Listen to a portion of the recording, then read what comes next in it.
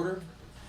It is Monday, August the 24th, 2026. It's 9 o'clock in the morning, and the Kerr County Commissioners Court is now in session. And we have invited as a special guest Matt Melton to lead us in our prayer this morning. Do you have somebody you want to introduce? Yes, Reverend John Ewell's here with me. Okay. From England. And we are here to celebrate 39 days after the second flood. We are back in Commissioners Court here in the courthouse. And if you would, please stand for be led by the prayer, which will be led by Matt Melton. Let's pray together. The Lord bless you and keep you. The Lord make his face to shine upon you and be gracious to you. The Lord lift up his countenance upon you and give you peace.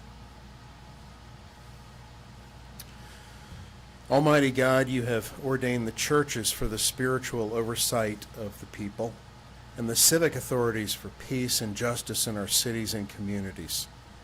Today we thank you for the refurbishment and renewal of these facilities and ask your blessing upon them and the work of our local leaders conducted herein. We acknowledge that Almighty God is the source of all wisdom and justice and pray for our leaders in their work. Grant them the spirit of counsel and fortitude to govern righteously. Fill them with love, the love of truth, fairness, and the common good. Guide them in their decisions so our communities may enjoy security, freedom, and peace, and give them strength to serve with honesty, compassion, and selflessness. Help us as citizens as well to support them with respect and work together for a just society. In Jesus' name we pray. Amen. Amen. Commissioner Jones, if you lead us in the pledge. Join me in the pledge.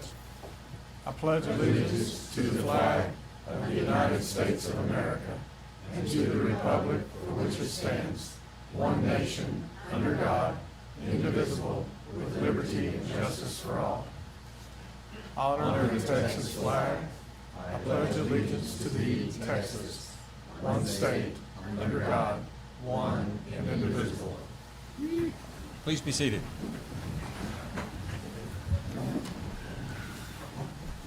We are grateful to be back in the courthouse.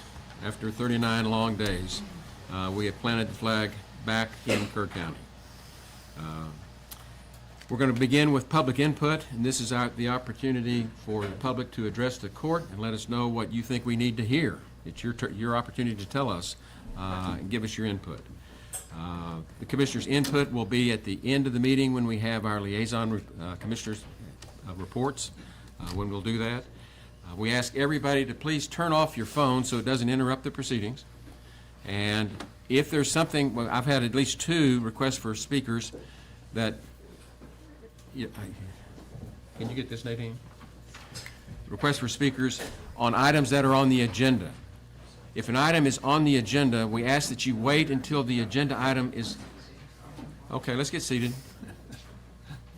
Got everybody in? Okay. If you signed up to speak on an agenda item, we ask that you wait until that agenda item is called and address it at that time. If anybody here wants to speak on an agenda item, we ask that you defer until that agenda item is called. And so with that, we will open the floor for public input. We ask that you go to the podium, to the lectern, identify yourself, and which precinct you live in, and understand that that microphone up there is for YouTube, and we are back live on YouTube today. So the first we have is Mike and Jan Piericini, and I know I said that name right because I practiced it.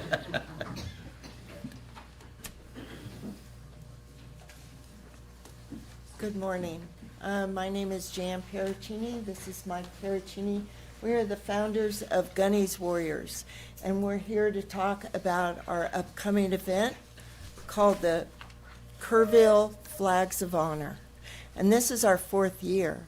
And something that we're very proud of is that we started this to thank the community for their support for Gunny's Warriors, which is a veteran nonprofit in the area. We started, for 2 years, we worked under the umbrella of Colonial Flag, and it was called Field of Honor. Last year, we decided to have a little local pride, and we took it upon ourselves to do it ourselves with our community because it is a community event. So we changed the name to Kerrville Flags of Honor, and we're very proud to have the support and participation of the community.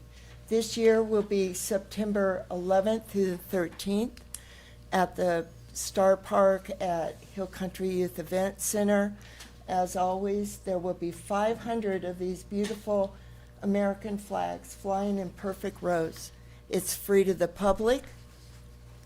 It's open 24 hours a day, and if we can't tell you, you have to experience the inspiring view of walking through those flags, especially at night when they're illuminated. If you purchase a flag, you get everything you see here for $45, and it's dedicated. Our theme is always honor your local hero. You can purchase a flag. It flies during the event, and you get everything you see here. If you don't purchase a flag, please come out to the ceremonies that we're going to have this year and read the dedications. They're quite moving. This year, it's very special for two reasons. Of course, it's the 250th year birthday of America, and also Friday, 9/11 is the 25th anniversary of 9/11. We will have a special ceremony at 8:45 Friday morning with first responders, and it's to honor those that we lost that day. And then on Saturday, the 12th, our opening ceremony will be at 11. Every evening at dusk, George Eichner plays taps over the flags, and we encourage the community to come out. This is for you, and we want you to enjoy it. We feel that it's a very positive event for the community. Thank you for your time. Thank you. I'd like to kick it off.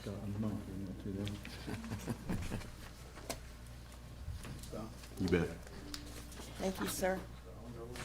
You have a phone number for contact? It's not on here. I got it, I'll give it to you. Here's the phone number, right there. Okay. Next on the agenda for public input is Steve Thompson.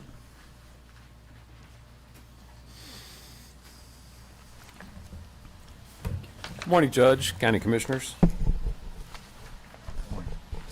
My name's Steve Thompson. I live in Precinct 416. I've heard a rumor the county is considering the purchase of the old police department building, the Kerrville PD. Should this be the case, I request you provide complete transparency. I also asked for a citizens advisory committee to be made up of 2 citizens from each precinct to review historical city assessments of the building, actions on the property, as well as any county actions, to provide an estimated total cost of ownership, and then publish their opinions. The rationale for my request is I understand there are major asbestos and black mold issues with the building. Again, I strongly recommend the court provide complete transparency and due diligence, as the perception, that is, the purchase by the county of city property deemed too expensive to maintain, appears suspect. If my understanding is correct, I think a reasonable person expectation here is to demo the building, not have another government agency buy it. If I'm incorrect on my information, I apologize, but if it is correct, I just request full transparency. Thank you. Okay, thank you. Next is Denny Foster. Good evening. Good morning. My name is Denny Foster. I'm a local businessman. I also serve on EIC and the Business Recovery Group. We are rolling out a campaign called Love Where You Live, and you're going to see these signs. Our goal is to have these signs plastered from Comfort to Hunt, hundreds of them starting September 1st.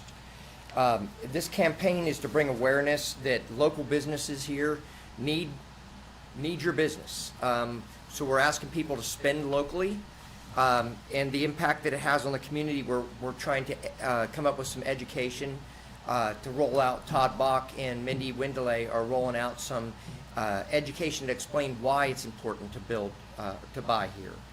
I'm just going to read you this little statement. Love Where You Live is about turning community pride into community action. We all love what makes our community special, the people, the businesses, the character of quality of life, but keeping it takes us all. Every time we choose to shop, dine, stay, play, or do business locally, we are making an investment right here at home. These dollars help support local jobs, local families, and entrepreneurs. They help businesses grow and create new opportunity. They generate local tax revenue that supports the services, infrastructure, and amenities that we all depend on. The idea is simple. Where we spend matters. Love Where You Live encourages us all to think about local first, not because we have to spend every dollar here, but because when we do and we can choose to buy local, that choice has an impact. So that's the program that you're going to start seeing rolling out as of September 1st. The Chamber's going to send out press releases with all the the logos and stuff that people can print and use on advertising. And then starting on September 1st from 9 a.m. on, the Chamber's going to have free signs for everybody, 18 by 24 signs. And we'd love to see those plastered in front of every business and every home in Kerr County. We'll be working with everyone from Hunt Preservation, West Kerr, Kerrville Chamber, Center Point, as well as the Chamber and Comfort to encompass the whole county. Very good. Thank you. All right, thank you. Next speaker requested is Veronica Wagner.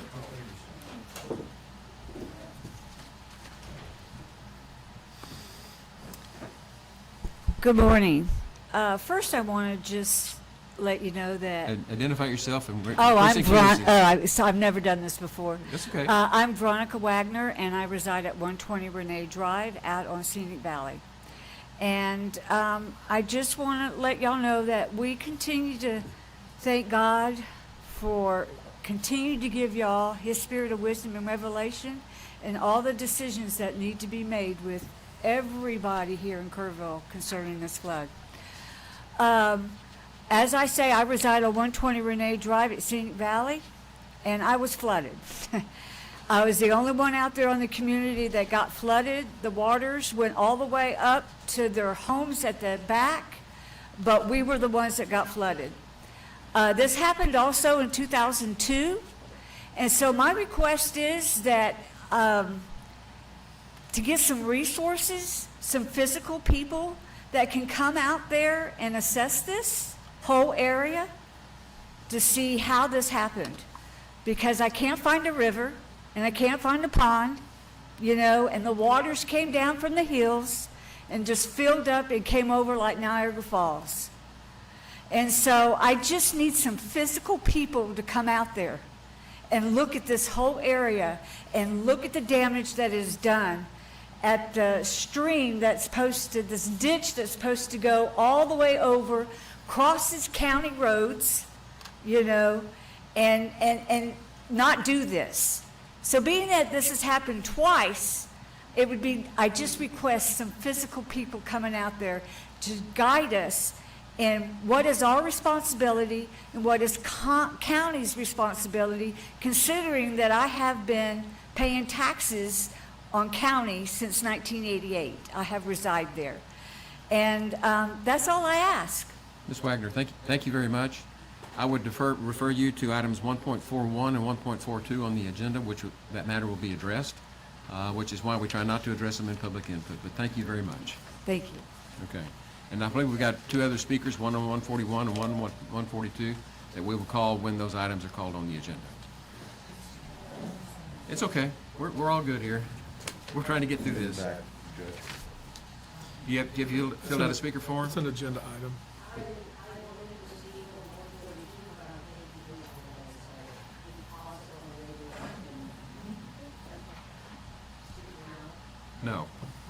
No, but thank you. No, We have a lot of items on the agenda, and we have to call them in order. So, okay. So, with that, we'll move on to the consideration agenda, which is item 1.1. Consider, discuss, and take appropriate action regarding the fiscal year 2026 airport budget. Mr. Griffin. Good morning.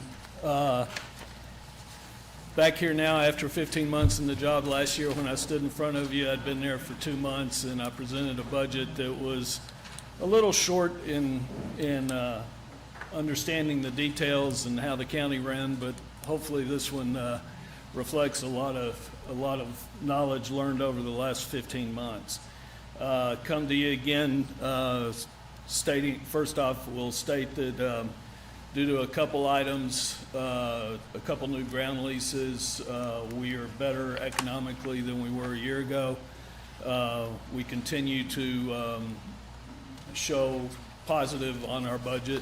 Again, we don't ask for any county or city dollars at this point on a regular basis.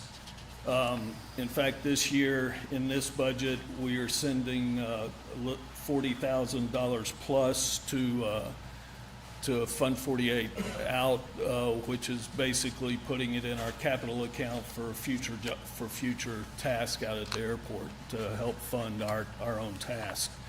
The last year, we completed 3 major projects. The taxiway drainage project, the repavement on the runways, which resealed our major runway, as well as repairing the largest hangar that we own. This completed project, that's 25 and 26. We did complete our master plan, and the paperwork on the 54 acres that was purchased a little over 2 years ago now, has gone through the TxDOT Aviation Commission and is awaiting FAA funding. So we should have y'all's investment back to you hopefully within the next 30 days. So that's the 1.6 mil that you guys gave to us, as well as the 1.6 from the city. So hopefully here in the next 30, 45 days, we're giving it back to you finally after a year and a half of paperwork and more paperwork and more paperwork. I don't have anything really other than to say that we're still we're covering our own costs, and hope that we have potentially a couple great ground leases coming up, which will even help us out further, as well as hopefully here in the near future, Mooney will be making some announcements that we hope will be positive for the community. Any questions that you guys have or anything else I need to address? I'm here, you know where I live. Okay. Do we need to approve? Yes. You gonna make a motion? Yeah, I'll make a motion, we approve the airport budget as presented. Second. Got a motion to second to approve the airport budget as presented. Discussion? Just one question. Yes, sir. And it deals with salary and specifically the airport manager salary, a 4% increase. Was there any kind of comparative study or anything done to derive that? That was established a couple years ago. They went and looked at comparable airports and salaries. Ours is below those. That 4% reflects nothing more really than the cost of living for the last year, and that's it. We didn't have any salary increases in the last year. Trying to let everything settle down. I hope this year that I can, at some point in time, if it's due, reward my employees with an increase of some kind. But, No salary adjustment last year, you're saying? the salaries have not been adjusted. Yeah, right. Any other discussion? Just for the budget, saw y'all out there with your new tractor, large shredder, I think it's a batwing shredder. But, Yes, sir. You canceled the contract, I assume, from previous on Yes, sir. Boeing? Yes, right? sir. And now you're using your own equipment? We're using our own equipment. Right now, we're operating at about 3/4 of what that we should get to the end of the year about three-quarters of what it cost us before, dollar-wise. So that's the cost of the lease of the tractor, the fuel, the insurance, and the maintenance is, we should be below $30,000 a year on that effort, and we were spending upwards of 45 to 60. I will say, because of the rain this year, we have mowed more than typically, we all have. as everybody else, and, It's not a complaint, don't complain about it. no, sir. I love green grass in August. Trust me, as a longtime Hill Country resident, having green grass in August is quite unique. But currently, we should get to the end of the year about three-quarters of what we have spent in the past, and we've mowed more. So that's the positive. All right, thank you. Yes, sir. And just to clarify, that was in response to some of the questioning we had last year with regard to the budget on the mowing. Yes, sir. Right. And so Exactly. that's a positive response to cut it by 25%. Yes, sir. Yes, sir. Very good. Any other discussion? Those in favor, raise your hand. Unanimous. Thank you. Thank you, gentlemen. Appreciate it. And for those of you that are here on other items, pay attention to the text dot aviation. That may be revisited before this agenda is over today, just so you know.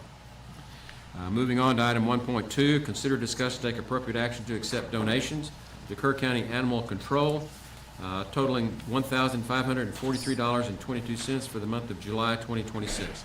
Mr. Gibbons. Good morning. Just as the judge said, this is our July donations, monetary donations, $1,543.22.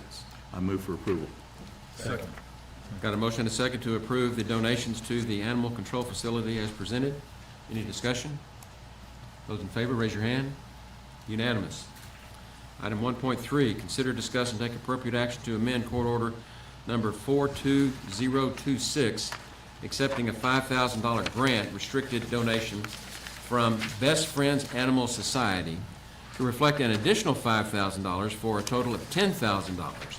The initial grant restricted donation was going to be for $5,000, but Best Friends Animal Society sent $10,000 and agreed to let Kerr County keep the additional funding. Mr. Gibbons. Yes, sir. So this was actually, our shelter manager, Nicole Golden, had come to you guys and did that little presentation. They sent $10,000, so we reached out to them to find out exactly why it wasn't $5,000. They said that there was an administrative mix-up with the stipend distribution, but they were happy to have it be a positive surprise and leave the full amount in place. So I just needed to come back and let you guys know that. I move for approval. Second. Got a motion and a second to approve accepting the additional unrestricted donation from, or it's a restricted donation from Best Friends Animal Society as presented. And we want to commend you for calling before you send it back. This is very helpful to operate our budget, so thank you. Yes, sir. A nice clerical error. It's restricted, what is the So parameter of the restriction is there's going to be 4,000 of that will go towards prevention and response activities, including preventatives and treatments, and that's for the New World screwworm. And then $6,000 towards helping place animals locally through adoptions, foster placements, and rescue transfers. So we're still in the process of figuring out exactly how all that will do that, but those are the restrictions. Okay. And this is for a lot of it for the screwworm? Yes, sir. Okay, when I visited with the state earlier this week, they said we've still only got 5 cases in the whole state. Yes, sir. So it's kind of been a good. Hopefully you won't need it for that. Hopefully not. Yes. But it's always good to be prepared. Yes, sir. Okay, we have a motion and a second. Any other discussion? Those in favor, raise your hand. Unanimous. Thank you. Item 1.4, consider, discuss, and take appropriate action to approve a used equipment donation agreement between the City of San Marcos and Kerr County for the donation of a 2017 Ford Explorer Police Interceptor Utility. Police SUV, VIN number 1FM5K8AR1HGD 58699. Donation was approved by court order number 42057. Good morning, Your Honor, Yes, sir. Commissioners, members of the audience. Paul Gonzalez, Kerr County Constable, Precinct 3. This is just the legal agreement from San Marcos to Kerr County, where we're accepting the donation. It's been reviewed by the county attorney's office. No recommended changes. Just needs to be voted on and approved and signed. Motion to approve. Got a motion and a second to approve the legal agreement as presented. And as I understand it, we've already accepted the gift. Now we're approving the contract for the conveyance of the gift. Yes, sir. Any other discussion? Those in favor, raise your hand. Unanimous. Thank you. And Thank just for you. those that are not aware, Kerr County Constable Precinct 3's vehicle was flooded as a result of the July 16th flood. And so San Marcos Police was gracious enough to donate one of their units to our county so it would help and reduce any budget constraints. Thank you. Very good. We'll move on to item 1.5, consider, discuss, or take appropriate action to accept donations for the Veterans Benefit Fair. Boblett's Jewelers, $200, Bill Miller's Barbecue and Bernie, 10 gallons of tea, Jeanette Wells, 2 patriotic quilts, and Joseph and Amy Kennedy, a gift certificate to a scenic flight over the hill country from Kerrville Aviation. Ms. Sanchez? She's not here. Okay. But I will move for approval. Second. Got a motion and a second to approve these routine gifts that are offered to the county Veteran Service Office. Any other discussion? Those in favor, raise your hand. Unanimous. Moving on to item 1.6, consider, discuss, take appropriate action to ratify and confirm amendment number 1 to the agreement with the Texas Water Development Board. This is TWDB contract number 269-110-3026 related to outdoor warning sirens, SB3. Amendment increases grant funds from $1 million to $1,250,000. Commissioner Jones. Yeah, Judge, this is strictly what it says. It's an amendment to increase that grant fund. They initially said that 30 counties were able to apply for a $1 million grant for SB3, and if you could prove your course of action, you could increase it to 1.25, and that's what this does. Motion to approve is proposed. Second. Got a motion and a second to approve accepting the increased grant from $1 million to $1.25 million as presented. Any discussion? Yeah, by the time we're done, we're gonna need an additional little over $3 million to complete the project. For how many sirens? I think we're gonna end up with, I believe the last count was 38. Something like that, mid-30s, mid and high 30s. Including the eight. Including, Yep. yeah. So 30 more. Yeah, we got a lot to come on that, though, and y'all will be right in the middle of it. Okay. We voted on this? No. Those in favor, raise your hand. Unanimous. Item 1.7, consider, discuss, and take appropriate action to authorize overtime pay instead of compensatory time earned for hours worked for all non-exempt employees for hours worked over 40 hours directly related to responding to the July 2026 flooding disaster for pay periods through September 5, 2026. Ms. Solden. Tracy's not here today, so I'm going to present her items for her. She's made a good question and answer list for me. This item 1.7 relates to payroll overtime for flood-related hours for non-exempt employees for the pay period ending September 5th. She put this on the agenda for the court to approve if you all think any employee might still have reason to have worked overtime on flood-related items. They won't know until they start processing payroll today after 10 if anyone has submitted any emergency hours for the current pay period. She said last pay period, which y'all approved this, emergency hours were only used for 1 week after the flood. So there may not be a need to use this code anymore. She just wanted it available to her if necessary. Okay, as we're still operating under Category B, we probably will have more hours. Okay, and the engineering department did have 4 hours this Correct. last pay period, Kim Correct. said. Right. Okay. So I'll We got make a a motion? motion to approve the item as proposed. Second. Got a motion and a second to approve authorizing overtime pay instead of compensatory time for the 2026 flood disaster pay periods through September 5, 2026. And this is just an extension of what we've been doing since the flood on the 19th, That's correct, yes, sir. or the 16th, excuse me. 16. 16. Any other discussion? Those in favor, raise your hand. Unanimous? Thank you. Move on to 1.8. Consider, discuss, and take appropriate action to approve Kerr County investment policy. This is Texas Government Code 2256.005, parent E, close parent, and the broker/dealer list for Kerr County's investment policy in accordance with the Public Funds Investment Act, Texas Government Code 2256.005, parent K, close parent. This one relates to the county investment policy. This must be reviewed and approved in court annually. There are no changes to the policy itself this year. The only change is a bank name on the authorized broker-dealer list on page 10. And that doesn't necessarily require court approval, but that's the only change. I'll make a motion to approve the investment policy as presented. Second. Got a motion to second to approve the investment policy as presented. Any discussion? Those in favor, raise your hand. Unanimous. Thank you. 1.9, consider, discuss, and take appropriate action to approve payment of directors and officers' insurance for the Kerr County Bail Bond Board. This one's been in place since 2019 to cover the criminal defense attorney and bail bond surety that sits on the board in case of a lawsuit. There was one filed in Comal County back in 2019, which is why the court started providing this coverage for the board members. The premium is a little bit less than it was last year. It's $3,933.38. Last year it was $195. It gets paid out of non-departmental contingency each year, in case you're wondering. I move for approval. Got a motion to second to approve the payment of the D&O insurance for the Kerr County Bail Bond Board.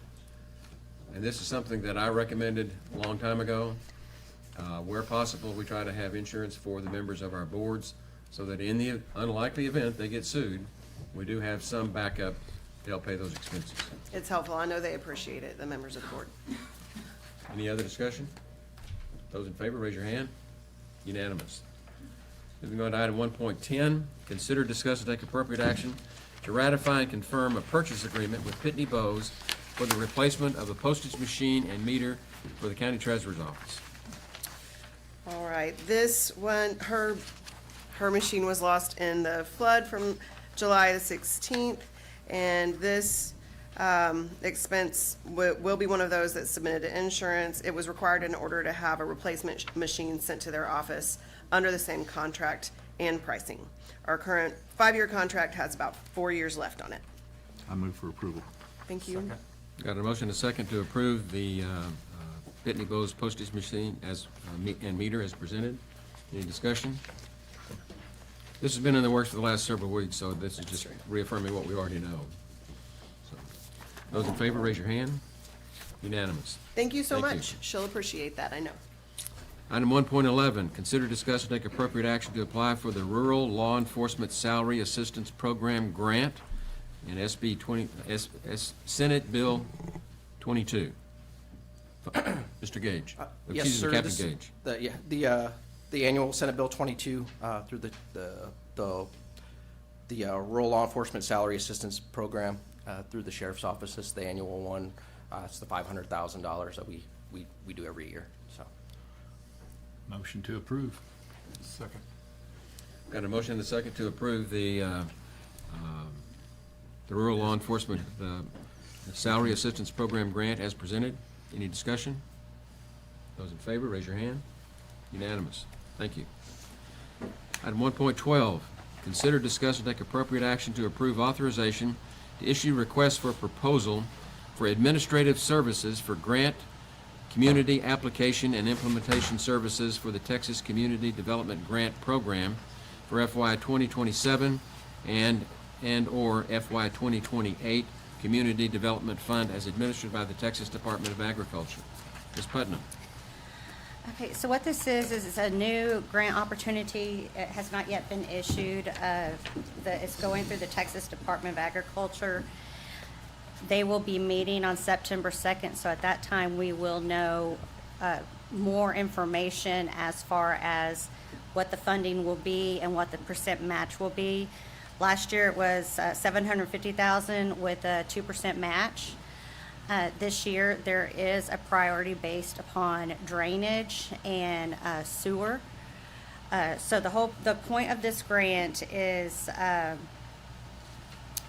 I'll just read this. The primary objective of the Community Development Block Grant Program is to develop viable communities by providing decent housing and suitable living environments and expanding economic opportunities, principally for persons to low to moderate income, with an objective of this year, the one that I find pertinent, is provide assistance in public facilities to eliminate conditions hazardous to public health and of an emergency nature, which specifically will go towards drainage issues or sewer. In discussing this, I have reached out to see if this could possibly be something for flood drainage improvements, which are our first priority. So we can make an assumption that some of the debris removal may or may not be able to be funded under this, but we just will not know that final answer until after the board meets on the 2nd, and they will determine a match. They'll determine the amount and also whether or not this is going to be a 1 or 2 year grant opportunity. And so I'm just trying to jump the gun with this so that once they meet, we can hit the ground running. How long's the process on this particular grant?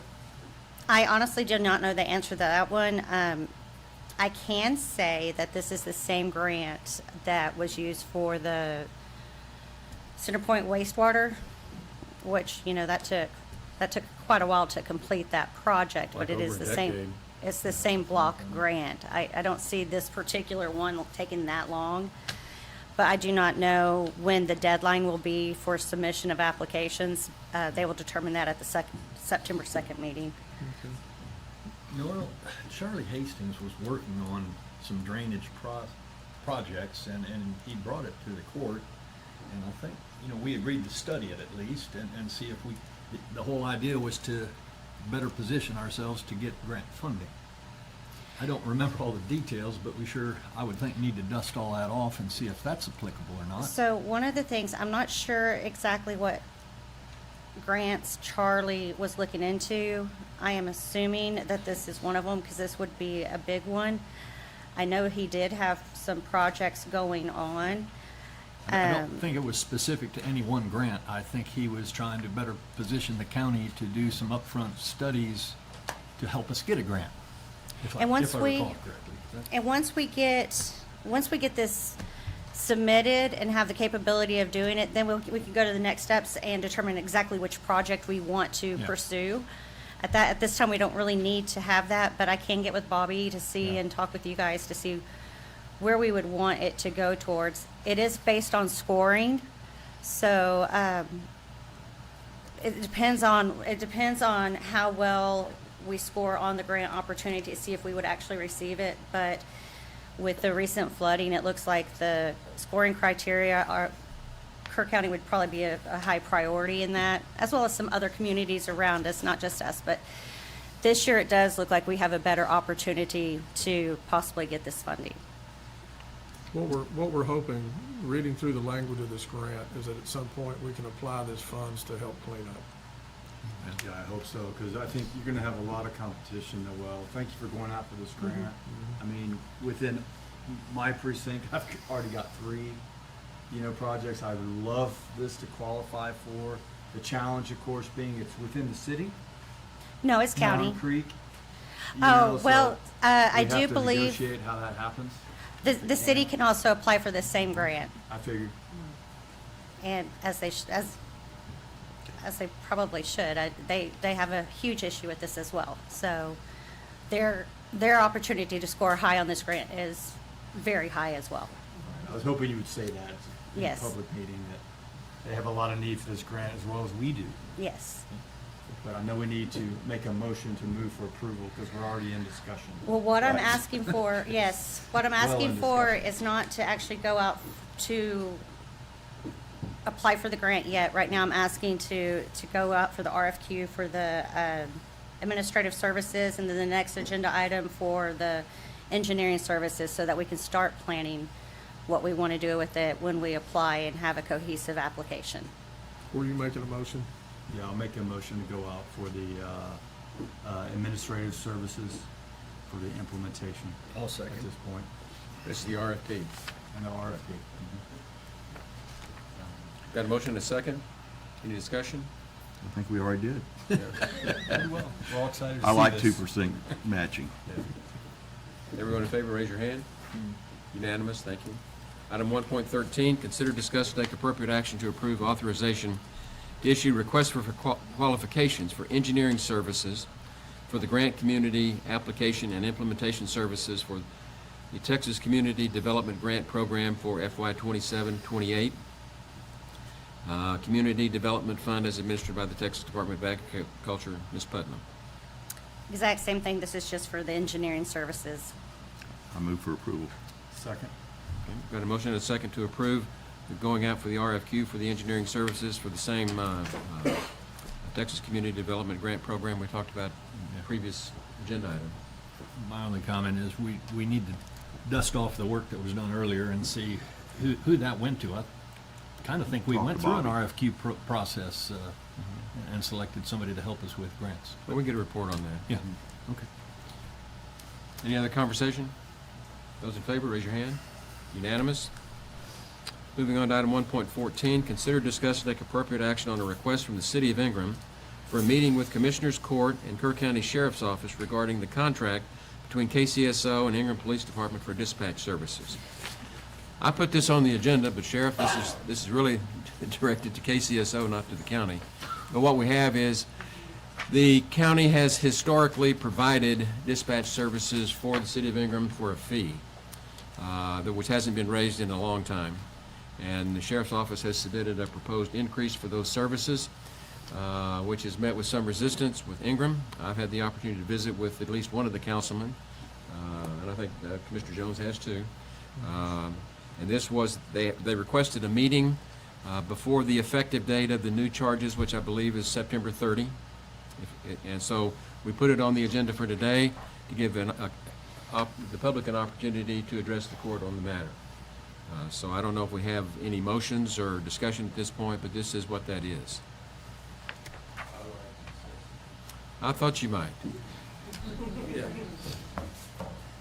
Since the need to put it on social media came out, I'd like to have a discussion on it. Because that was an apples to oranges price I gave you. Captain Waldrop worked really good on that. I think it's very, very fair. In looking over the letter that was sent to you all, even the 3 years doesn't get us there without the 5%. What I'd like to do is do an apple-to-apples discussion on this, because I have been contacted by the public, and I've told them, sure, come down and talk to me about it. It's more than just a phone conversation. What the $29,000 doesn't include, just so the public knows and y'all know, that doesn't include Corey's IT services to manage that hardware and software, okay, used in dispatch and when they're operating dispatch. It does not include IT server space to house the phone calls and traffic, the radio traffic that's done. The cost, it does not include the cost to my communications supervisor or my professional standards lieutenant to review communication and respond to IPD's open record request. With IPD's participation in 287G program, radio traffic has increased for our dispatchers. With IPD working towards a 24-hour coverage, radio traffic will increase for our dispatchers. It'll continue to do. And remember, it was a verbal agreement, but it was for part-time services, which it looks like we'll be going to full-time services soon. What I'd like to do on this deal, Captain Waldrop worked many hours last week on this. And we've invested a lot of hours going back and forth on this, is I'd like to put a chart up so the public understands what it costs to run this dispatch 24/7. Do you have it? No, I have it. Okay, yeah. I don't know. Oh, they're not I thought working. they weren't. Yeah, those don't work Okay. either.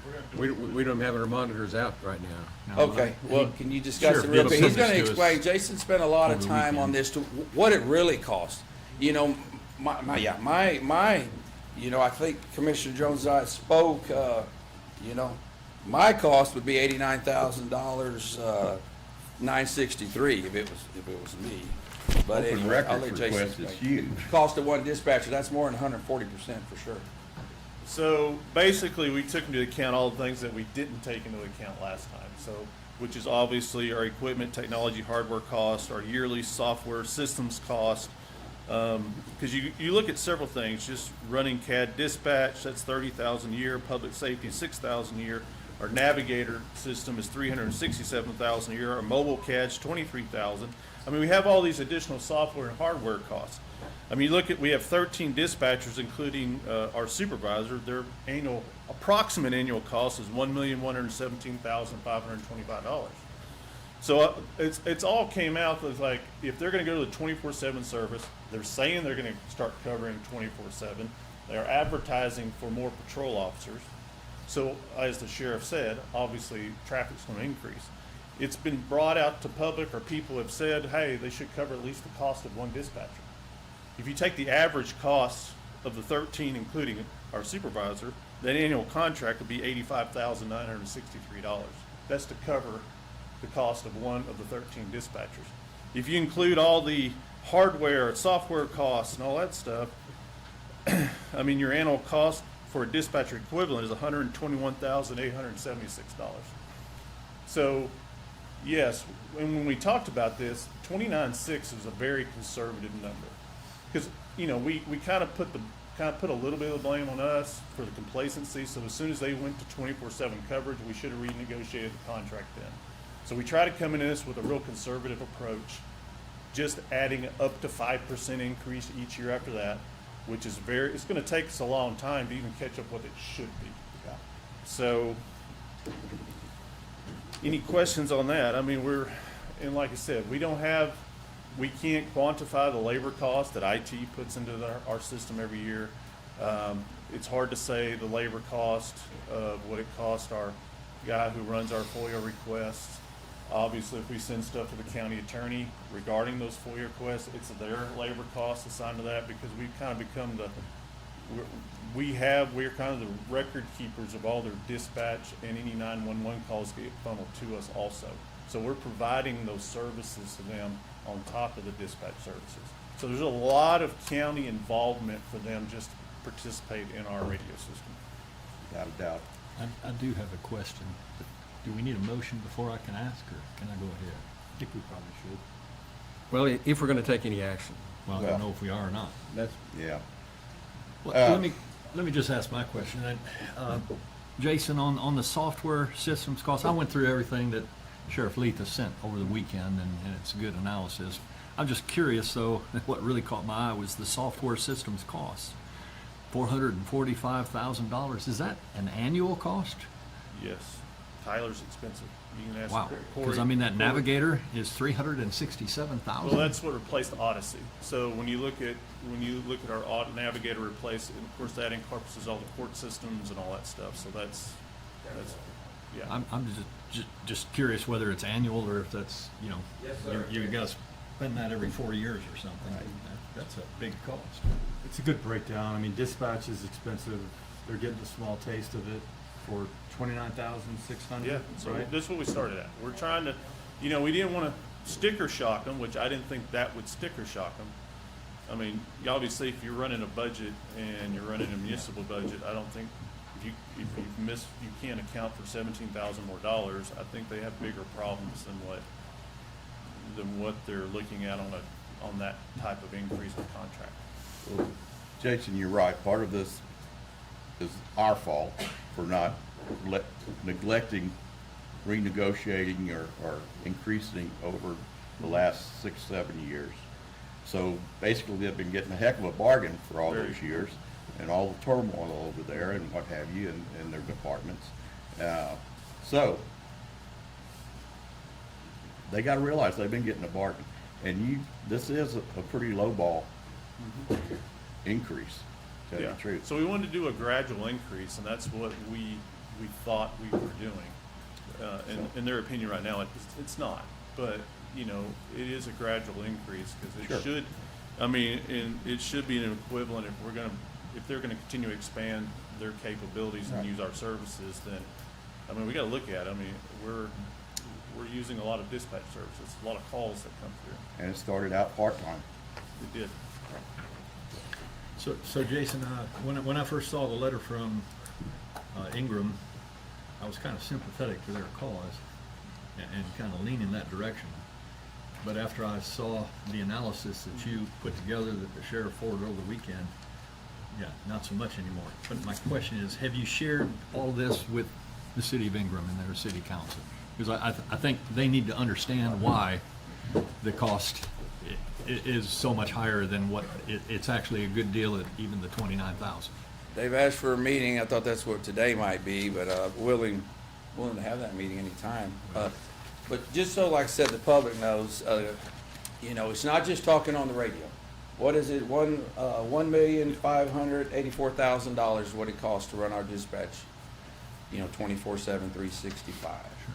So, no, there hasn't been any discussions yet. But once, you know, I saw the 3-year price increase, I said, okay, now let's do apples to apples. That wasn't apples to oranges, but I'm inclined to say this is not a matter for the court.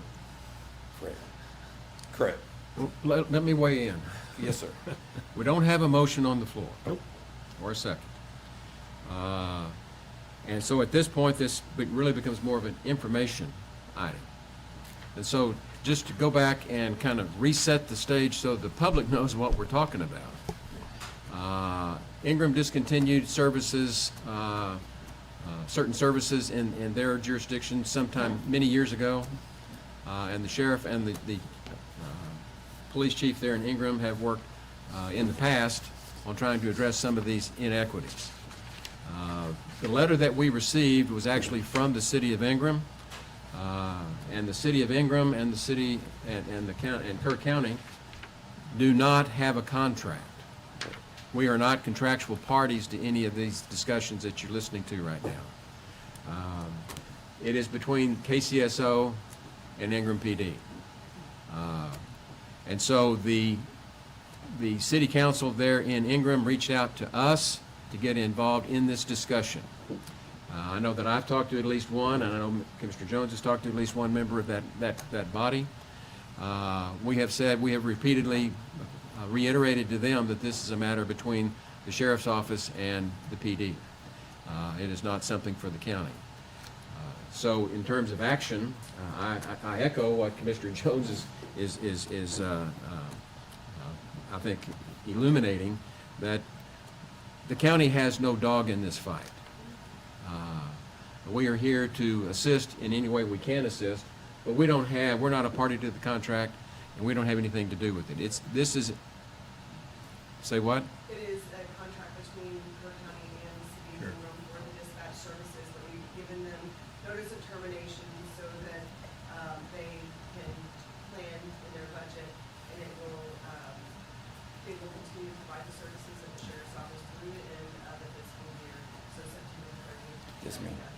But to clarify, the county does not negotiate that contract. These are contracts that KCSO brings to us, and we sign as the county. That's what we do. Right. It's more of a pro forma, but we don't tell the sheriff who to do business with. We don't tell the sheriff's department what to pay for their dispatch services. We don't get involved in that.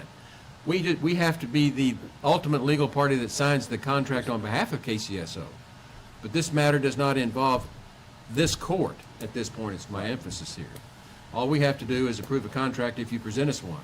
Yes, sir. And you've not presented it. You've made a proposal to them to begin a 5% increase step-up program. Yes, sir. That they have objected to. Yes, sir. And you are back in the courtroom today giving an explanation as to why you have asked it for the little that you have. But there is no action item before the court as we speak. And until you bring us a proposed agreement with the police department there in Ingram or the city of Ingram themselves, there's nothing we can do. Correct. Other And than sir, listen. We can listen. Yeah, last I understood, they were in contact with the city of Kerrville for dispatch services, and I don't know where that's at either, so. Sure, That just complicates the matter. that's right. I would have thought they would have been here. Somebody, a representative would have come. They were invited.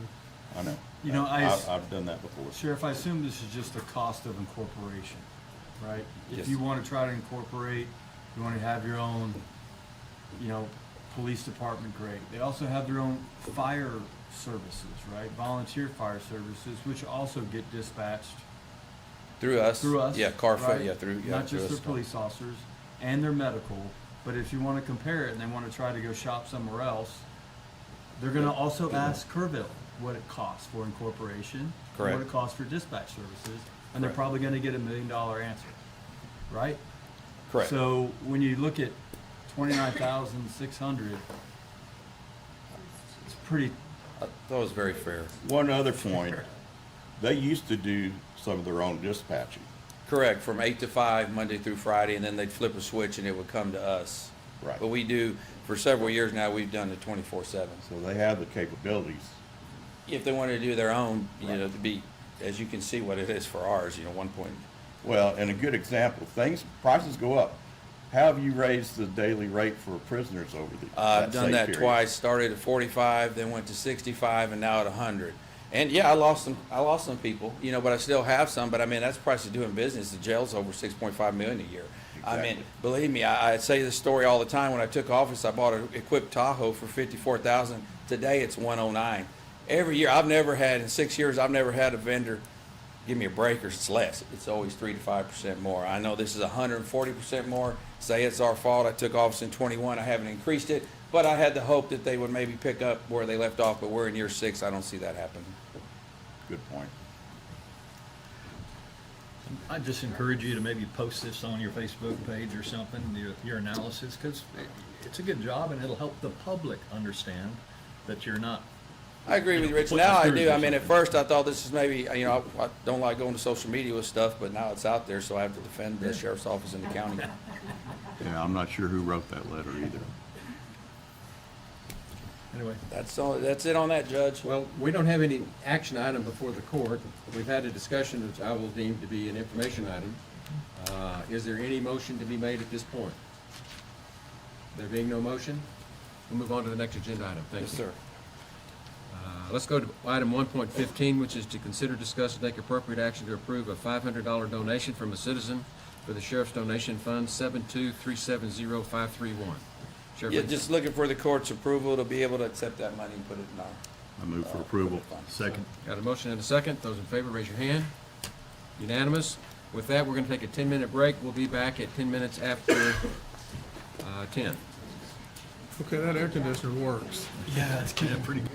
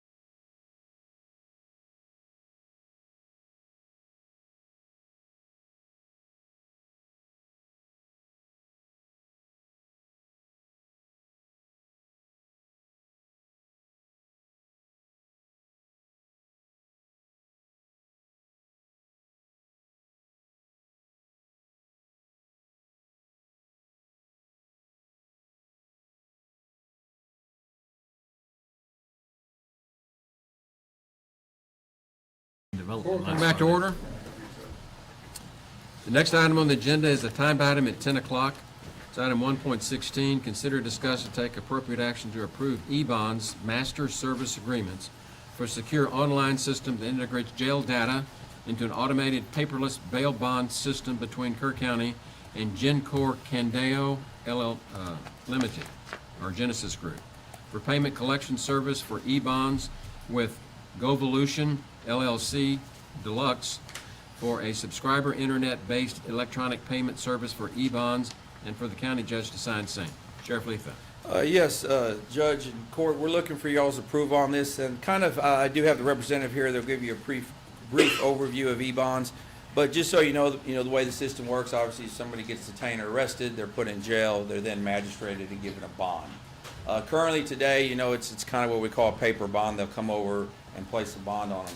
A lot of counties have moved forward into this E-bond or different systems like that, where it's all kind of done electronically.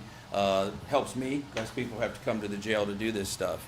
There is no cost to the county for this. There is an $800 fee that he just told me they're willing to waive that's hooking up to Tyler Technology. The reps told me. Also, this contract has been reviewed by Heather and approved.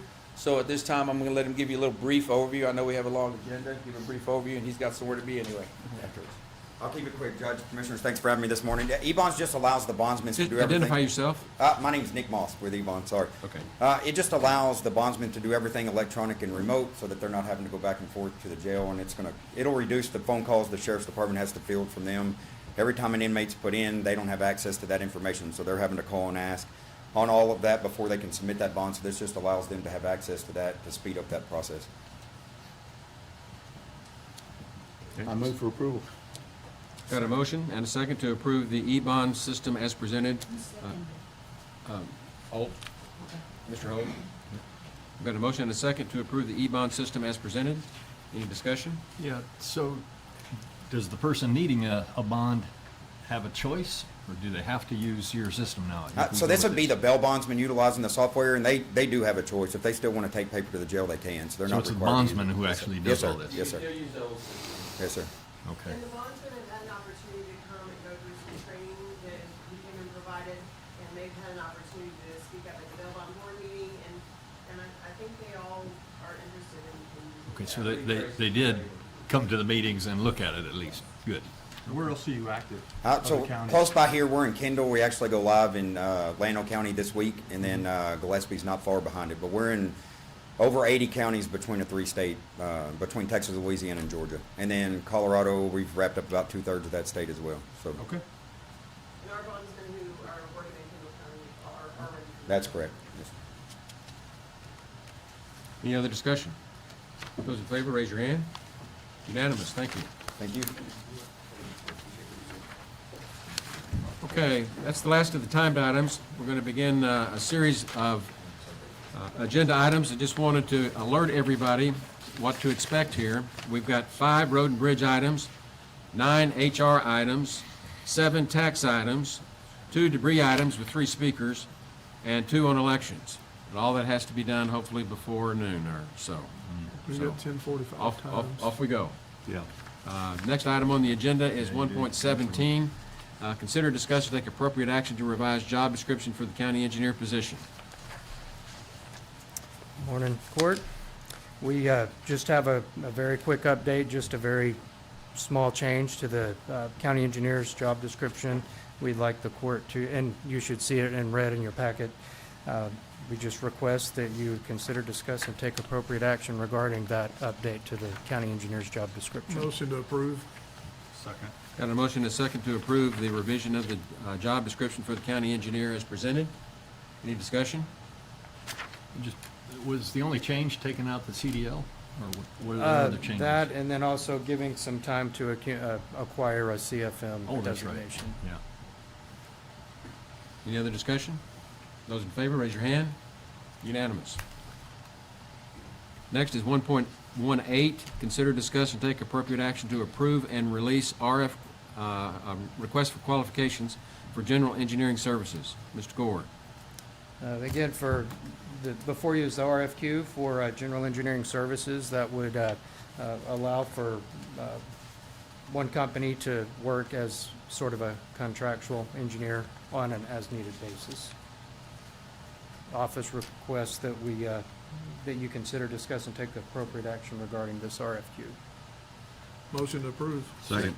Got a motion and a second to approve the RFQ as presented for the general engineering services. Any discussion? Just, Bobby, what are the main services you're looking for from this engineer? It's very general, just the same things from project management standpoint, project identifying, and then even small projects as needed from primarily road and bridge. I'm just kind of curious whether it would be to help with giving the flood rise certificates and that sort of thing? That would be potentially in here as well. It falls within the scope. It does fall within the scope, yes, sir.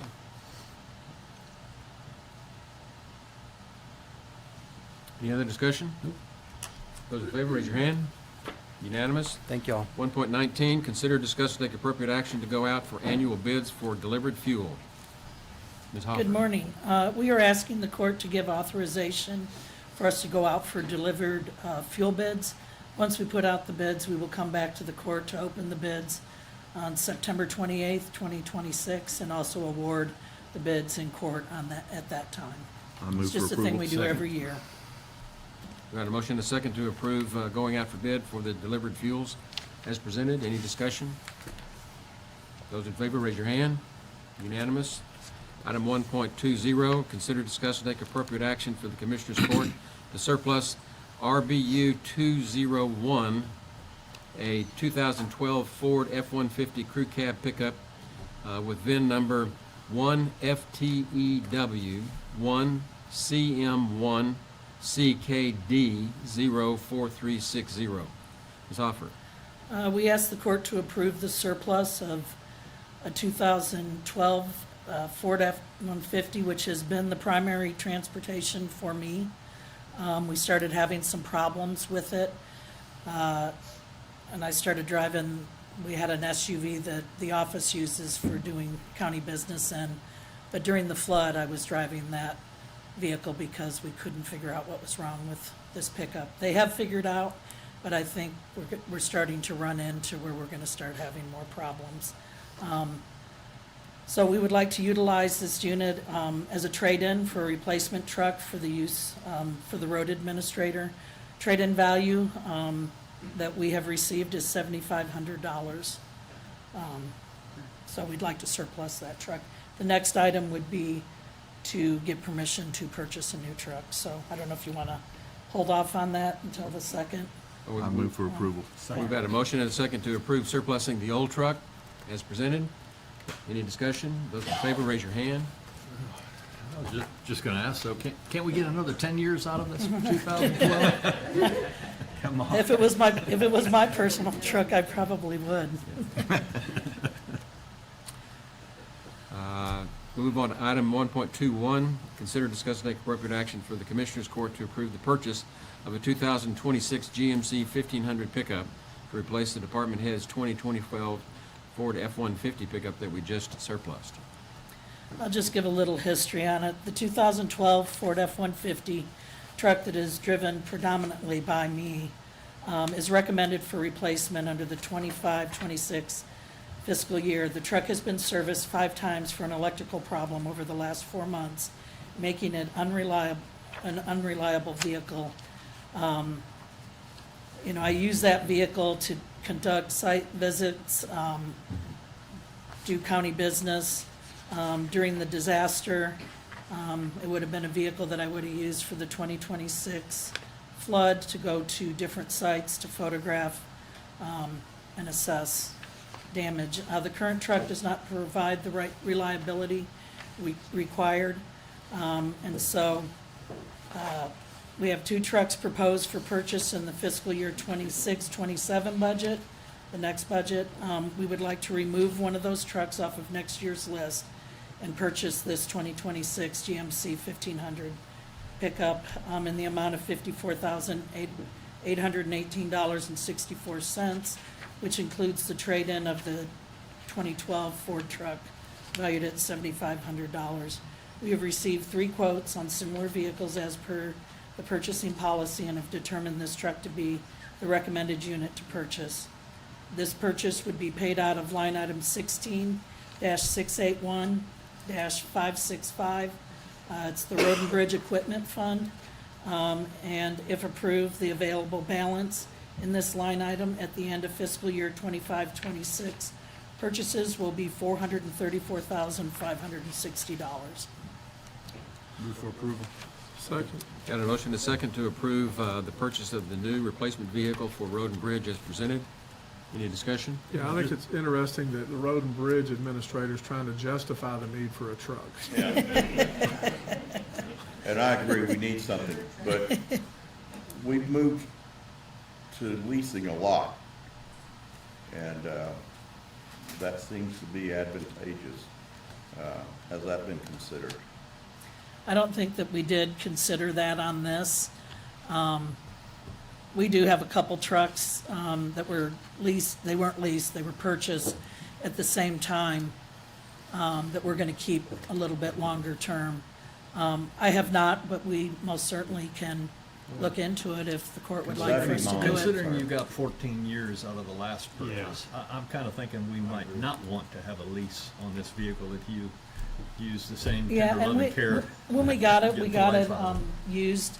I think it was from the juvenile probation department, and Okay. so when we got it, it was not brand new. It was a little bit newer. I think it was about the time that Charlie came on board in, I think, 2014 or 15, and Charlie used it for a I got a while. question for you is why the GMC? It doesn't actually appear to be the lowest price, so why do you I like that think one that, better? that we thought it, we liked some of the features on it and thought it was a good buy. I personally am a Ford person, but I am too, good. I'm not gonna argue, with You what's, didn't even get a quote. as long as it takes me from point A to point B, Well, that's up to I'm debate. happy. Yeah, we're not going there. Yeah, I know. Anyway, all right. Just Well, curious. she does get a lot of years out of these vehicles. Yes. And she will tell us, she'll give us another 12, 14 years. There you go. I was thinking the same thing. I was thinking the same thing. There's a I'm good gonna be pretty old by then. Anyway, all right. We've got a motion and a second. Yes, sir. All those in favor of purchasing the new truck as presented, raise your hand. Unanimous. Thank you. Okay, next is item 1.22. Consider, discuss, and take appropriate action to ratify and confirm a proposal from Gerloff Company and agreement with Ameritex Elevator Services for repair to elevator at the courthouse due to the 2026 flood. Mrs. Potter. Good morning, Judge and Commissioners. So it's the agreement to begin the work with the elevators. So it's the Ameritex is the company performing the work, and then Gerloff, of course, for what they're charging for their part of it. I move for Motion to approval. approve. Second. Got a motion and a second to approve the agreement with Ameritex Elevator Services and with Gerloff for the replacement of the elevators as presented. Any discussion? Yeah, but does this cover both elevators, the two? Nope. No, This is just the Just one the main? main one. Is that just the correct? main. And are we discussing the price that I read in there publicly? Insurance is covering it. It's all insurance. Yes, but the price, What about it? I think I read somewhere around 230,000 No. That's for what they, one elevator. for one elevator. Just so you know, it's really expensive, and we're lucky to get service on it this fast, but that's a cut out of our overall insurance claim, right, that we're gonna, Well, I mean, we have a max insurance claim, dollar amount, so yeah, this will all go towards that max. yeah. It's one of these necessary spends, but it's just so the public understands, not cheap. No. One No, and it's two. not. Thank you. My only Do we have a question. motion? Yeah. I think we. Okay, I just want to make sure. Just Go ahead. discussion. Yeah, my only question is, I noticed when there's a power outage that it fails, the fail-safe mode is in the basement. Any way to make it stop on the ground level? I don't work for the It- elevator it- company. It I'm sorry. normally parks on ground level. Why don't you know the answer to I that? am. I'm sure there was a way. I'm You're a stick to the HR point is, I would insurance. love to see that built into the system. I'm sorry. I'm Sorry. not an I elevator cannot help person. you. What I will tell you to answer your question is that this is strictly a replacement for what we had. I get that, but still, while you're replacing it, it's pretty much all new controller, new system, it would be the time to ask. So insurance only will cover like, kind, and quality. Right. So if we want to do anything, upgrades, This is anything, just a then that's. programming issue that I'm sure they could take care of. And that can be addressed. If there's not a legal issue for it, to have to fail on the bottom. Okay. And for those of you in the public that don't understand, the biggest rate limiting step to the recovery here at the courthouse is getting the elevators replaced. And getting an elevator contractor takes months, sometimes even longer than that, if you can imagine how long that would be. We've been very fortunate to be able to have something as expedited as this to help us come in with this. It's being paid for by the Texas Association of County, our insurance carrier. This is a no-brainer. We need to do this right now. So my only other question is, what about the other elevator? What's the plan for that one? That's going to be part of the next process. Right now, we're trying to get this one fixed so One that step at a time. the second floor can get back to the Did- courthouse. Did we try to get a contractor and get bids yet, or we're just? Yeah, from what Well, I thought they had already sent that out for bid. No. They haven't. No, yeah. Gerloff is still working on, there's still decisions to be made on what's going to happen with the basement and all that. So yeah, there's just, right now, they're just trying to get the second floor back into the courthouse. Well, I would hope they do. I mean, I can see the sheriff in the back. He's squirming for a good reason because that's the inmate elevator. The main one is used. Without that inmate elevator, court on the second floor, the shuffle with chains on, it's just, Right. it's not. I can't speak to all the details again. I don't work for either Gerloff nor the elevator company, but however, they're trying to just get us back to functioning as soon as possible. So I think it's coming, it's in stages. And so that the court and the public are aware, part of the discussion with TAC right now is whether the basement and activities at the basement level will be insurable by TAC. And if they're not insurable, that affects whether or not we're going to be able to insure this courthouse. And it's a work in progress right now to see where we end up on this thing. But it is being studied and pursued as we speak.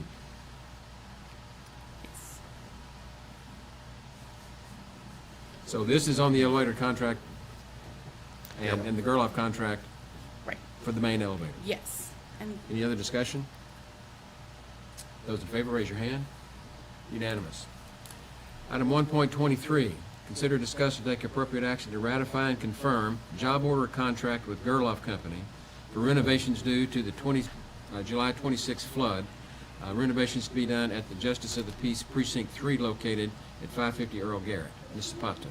And so JP3 was one of the offices that had to be relocated to 550 Earl Garrett, and so they needed a setup similar to what they had when they were in the basement, which was a walk-up window that they could help the public with, as well as a little entryway so that the public wasn't standing out in the hall. And so insurance approved for that to happen in their new location so that they could have a similar setup than what they had downstairs. I move for approval. Second. Got a motion and a second to approve to ratify and confirm the job order contract with Gerloff and for the Justice of the Peace Precinct 3 improvements in 550 Earl Garrett. I mean, so, it's not a lot of money, and I kind of support doing this. My question is this the final utilization of that office space? I don't make those Precinct 3. I decisions, mean, the court will. We haven't formed our committee to look at all this stuff, No so. answer for that. This is a TAC request. And this doesn't have the. TAC's paying for it. Yes, insurance That's is what she paying did- for what she it. just explained.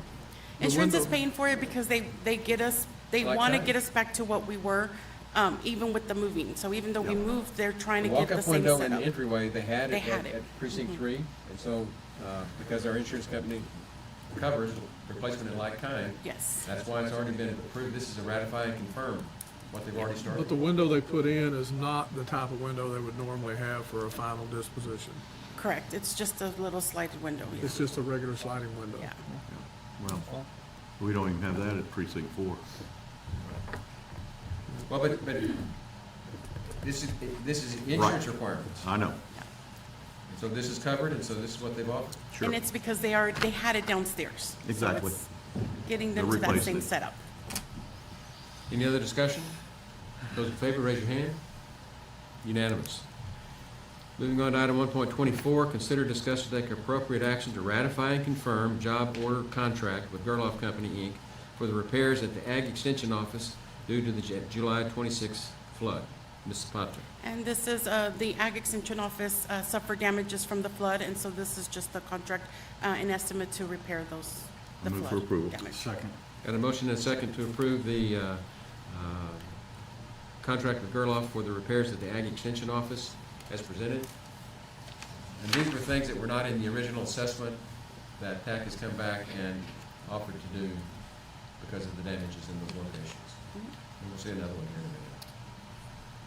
And just for discussion, this is just repair of the wall and some of the damages in there. Correct. It's not paying for anything to fix the issue, which is that building sits low.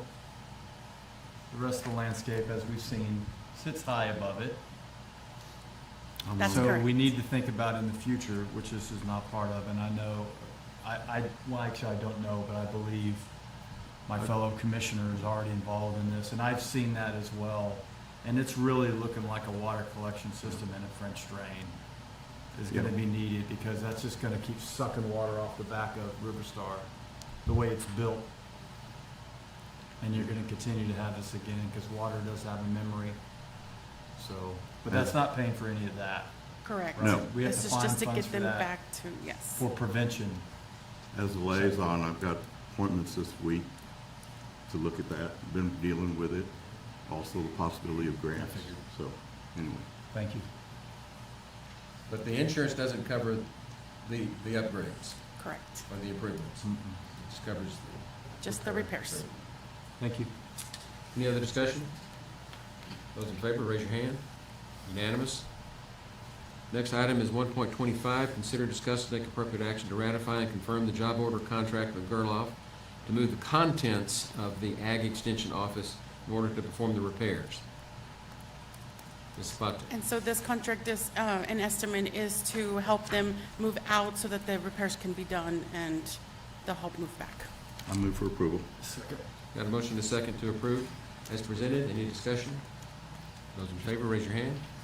I'm Just sorry. Quick question, what about that building from the animal control? Is We've it- already put it there. You already put it there? Yes, sir. Good. And who's occupying that? They will be utilizing it. Good, good use of it. Okay. Next agenda item is 1.26, consider, discuss, and take appropriate action to ratify and confirm a job order contract with Gerloff Company, Inc. for repairs to the Kerr County Sheriff's Office training room due to the July 2026 flood. Ms. Zapata. Similar contract and estimate, the sheriff's office training room had some damage, and so this is to repair that. I move for approval. Second. Got a motion and a second to approve the repair at the sheriff's, for the damage at the sheriff's training room as presented. Any discussion? Yeah, I was out there most of the night. Sheriff, there wasn't that much water coming through the floor, just about a half inch. You really need it fixed? Well, we're already halfway through the work, so Okay.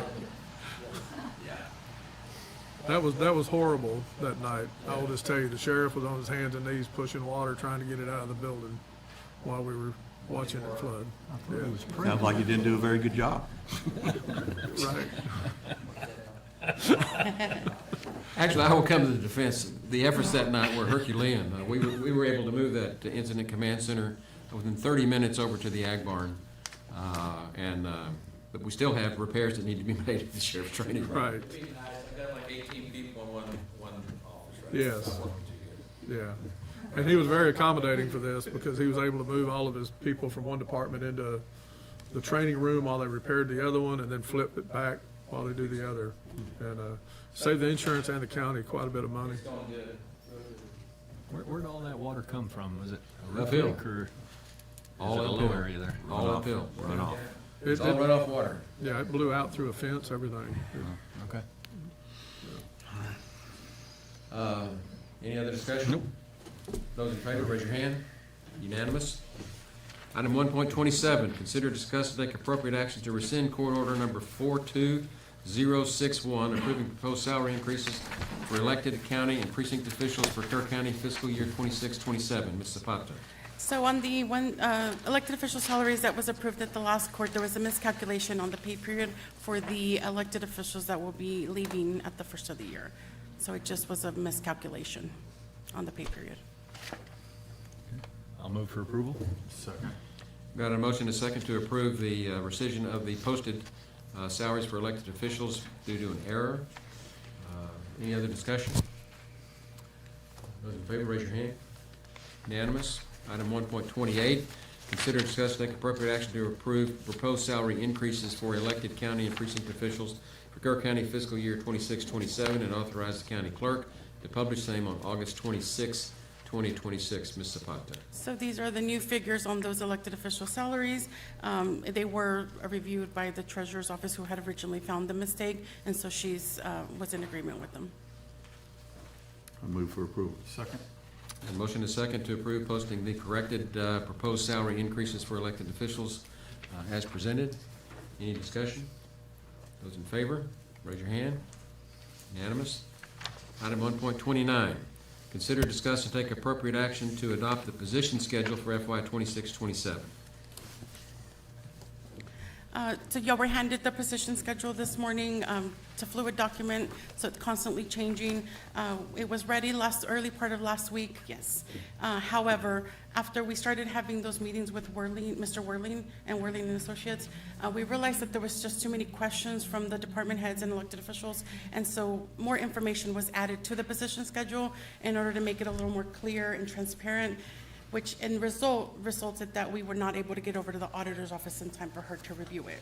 So it is complete to the best of our knowledge. However, she has not had a chance to look at it. So you're asking for approval subject to the auditor's approval? Yeah, however you guys want to handle that.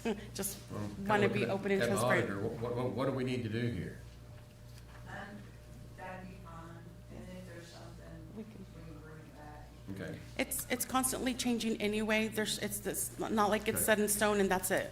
I mean, already the current pay period that the treasurer's office is starting this week is not reflected on here because you have to have a cutoff date. Otherwise, it's just not. I move for approval pending the auditor's Subject to? approval. Second. Got a motion and a second approving the position schedule as presented, subject to the auditor's approval. Any discussion? Those in favor, raise your hand. Unanimous. Moving on to item 1.30, consider, discuss, take appropriate action to approve the general provisions for FY 26-27. Ms. Zapata. And on that one, Judge, I was hoping, and Commissioners, that you guys would just pass on that one. Last week, we mainly concentrated on the number side of the salary survey. Mr. Worling will be helping us with kind of the policy side of it, and so we want to make sure that we get all that incorporated into the general provisions. So if I can pass on that, then we will bring it to the next court. Okay. So we'll pass on that, and now we move on to timed items. Thank you, Ms. Zapata. Timed items beginning at 10:45, and these will be from items 1.31 down through item 1.38 are all timed items, which will take priority over subsequent items. These are, Yeah. Yeah. You want to skip to Oh. 39? yeah, we go straight to 39. 1.39, consider, discuss, and take appropriate action to accept the order setting the salaries of the county auditor and assistant county auditors pursuant to Texas Local Government Code, section 152.031, and that the effective date be October 1, 2026. Ms. Shelton. Yes, sir. These are the district judge orders from the hearing that was held on July the 31st. And this shows a 4.5% increase, which I have a feeling that's going to be a lot more than what we're going to give the rest of our counties, and it seems like this always gets shoved down our throats. Is that across the board or for one position? All of them. It's for the office, for the office. The department. And it's not across the board. It's the 3-year. There's one person that is going to finish it up next year. I have 2 people, I believe, that is receiving it this year. The intent is to follow the same policy that the Commissioners Court Whirling study. There was one employee that received a 2.5% because of all the work done with the flood.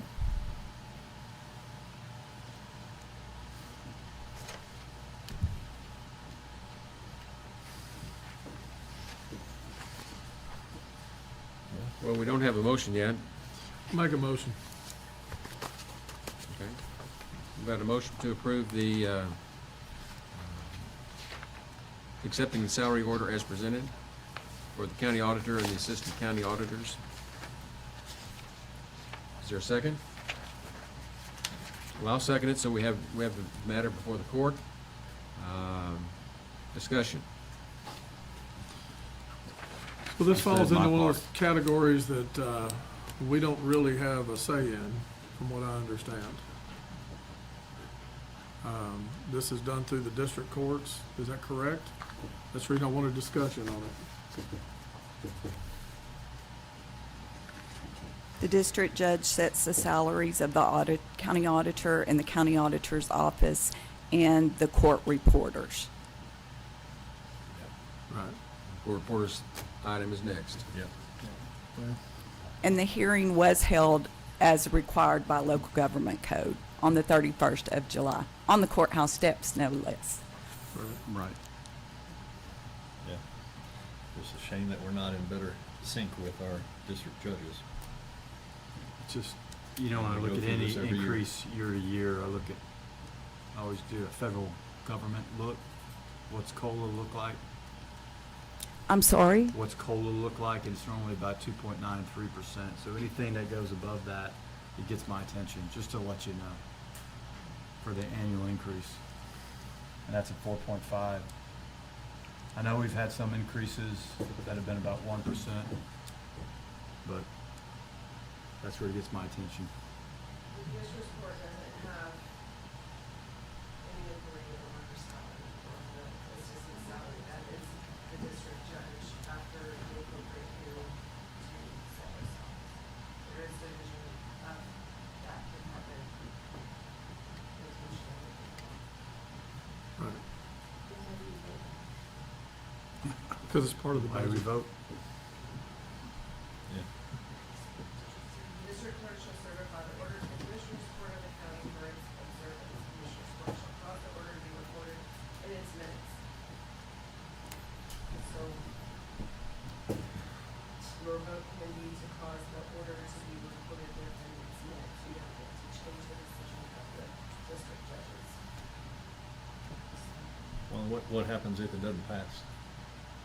Well, what the county attorney is telling us, that we do not have the authority to not pass it. The county commissioners, shall cause the order to be recorded in its minutes. That's the Texas local government code, and so that statute requires you to record it within the minutes. Okay. That's it. So we can record it without approving it. Sure. But Maybe it goes into effect. Yeah, I get all that. Somehow we ought to send a message, I don't know. I don't think it's gonna change anything. You know, I've complained about this periodically, you know. One time there was a $30,000 raise. Yep. Boom. Yeah. We had no authority. Yeah, I know. This used to be about. It needs to be recorded, I accept that. I don't really want to approve it.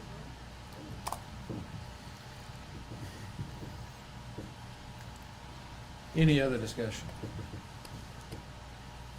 We have a motion and a second to approve the recommended salary increase for the county auditor and assistant county auditors as presented from the district judges. Mr. Jones, do you want to modify your motion to cause the order to be recorded in the commissioner's court minutes? That's up to you. I can't hear you now. She's asking if you want to modify your motion so that it is recorded appropriately. So that She's following the cause the order statute. to be recorded in the Kerr County Commission's court minutes. Okay. Yes, we'll amend it to that. Good. I'll accept the Thank you. amendment. Okay. Those in favor, raise your hand. Opposed? 4-1. Yeah, got to be recorded, so I would have been opposed otherwise. Yeah. So the public knows we don't have a choice on these. We don't. Next one is item 1.40. Well, I think you can get to your 140, your timed item. Okay.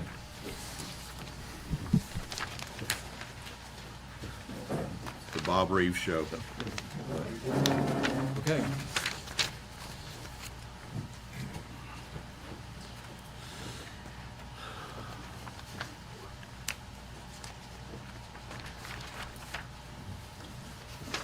For Okay. the record, Judge, I did not run down the hall from my office to here like normal. I wouldn't have made it if I'd run from my existing office right now. Let me go ahead and call the agenda item. Court will take judicial notice there was no running from the tax office to the courtroom today. This is item 1.31. This is the submission and discussion regarding calculations of the 2026 property tax rates for Kerr County and the Lake Ingram Estates Road District. Mr. Reeves. Yes, good morning, gentlemen. As required, I have calculated the no new revenue and voter approval rates for the 2026 tax year. This calculation is a combined rate for the general fund and the lateral road fund. And that calculation, the no new revenue rate is 0.4081 per $100 valuation, or in simpler terms, 40.81 cents per $100 valuation. It's broken down in the no new revenue rate as the lateral road fund, 0.0212 per $100 valuation, debt service of 0.0389, and the maintenance and operations of the general fund is 0.3480 is the allocations of the no new revenue rate. Can we walk through those again? Yes, sir. Are we Just only a little bit doing- slower. Are we Mr. only Wright. doing the Lake Ingram Estates, or are we kind I'll of get- calling all these items? Lake Ingram's separate agenda items This on is there. item 1.31. Right. And this is the, For Kerr County, okay. for the Kerr County and Lake Ingram Estates Road District. Okay. Okay, Mr. Reeves, just recap for us, Yeah, so we can there's some jot it numbers. down. All right.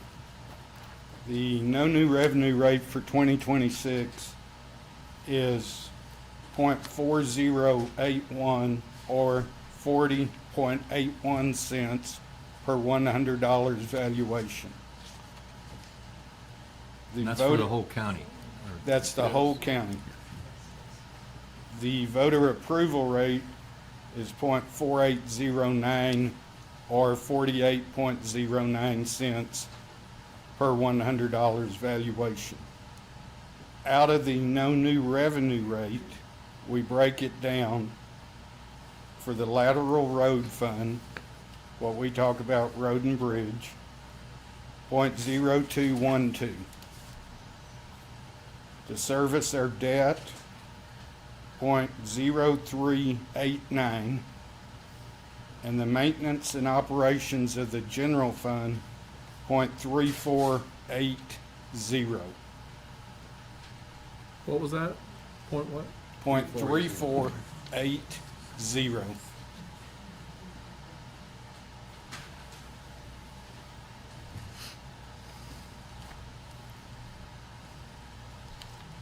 Does that coincide with what we've talked about, Ms. Shelton? Yes. Okay.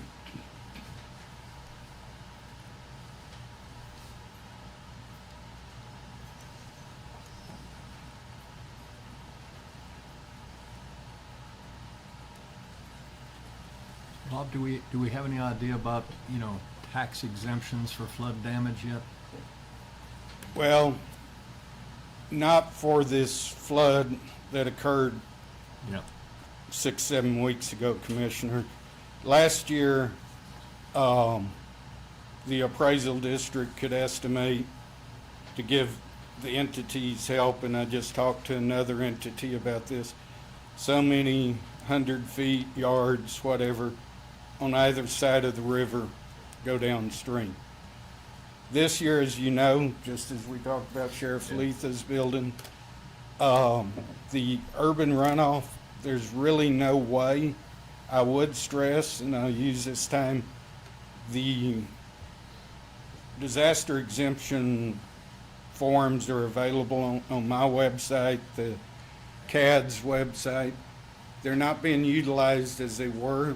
I urge the people to take advantage of this. Fill out the forms.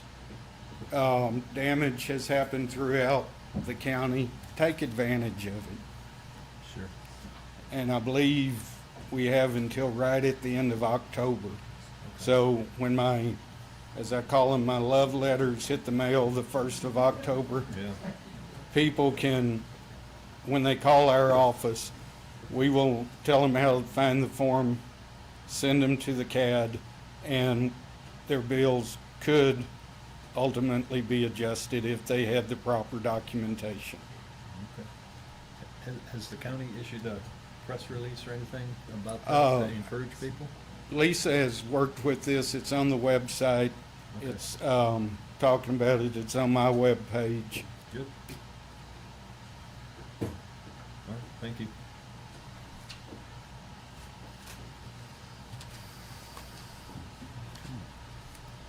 Okay, so this is a submission and discussion. Any other discussion?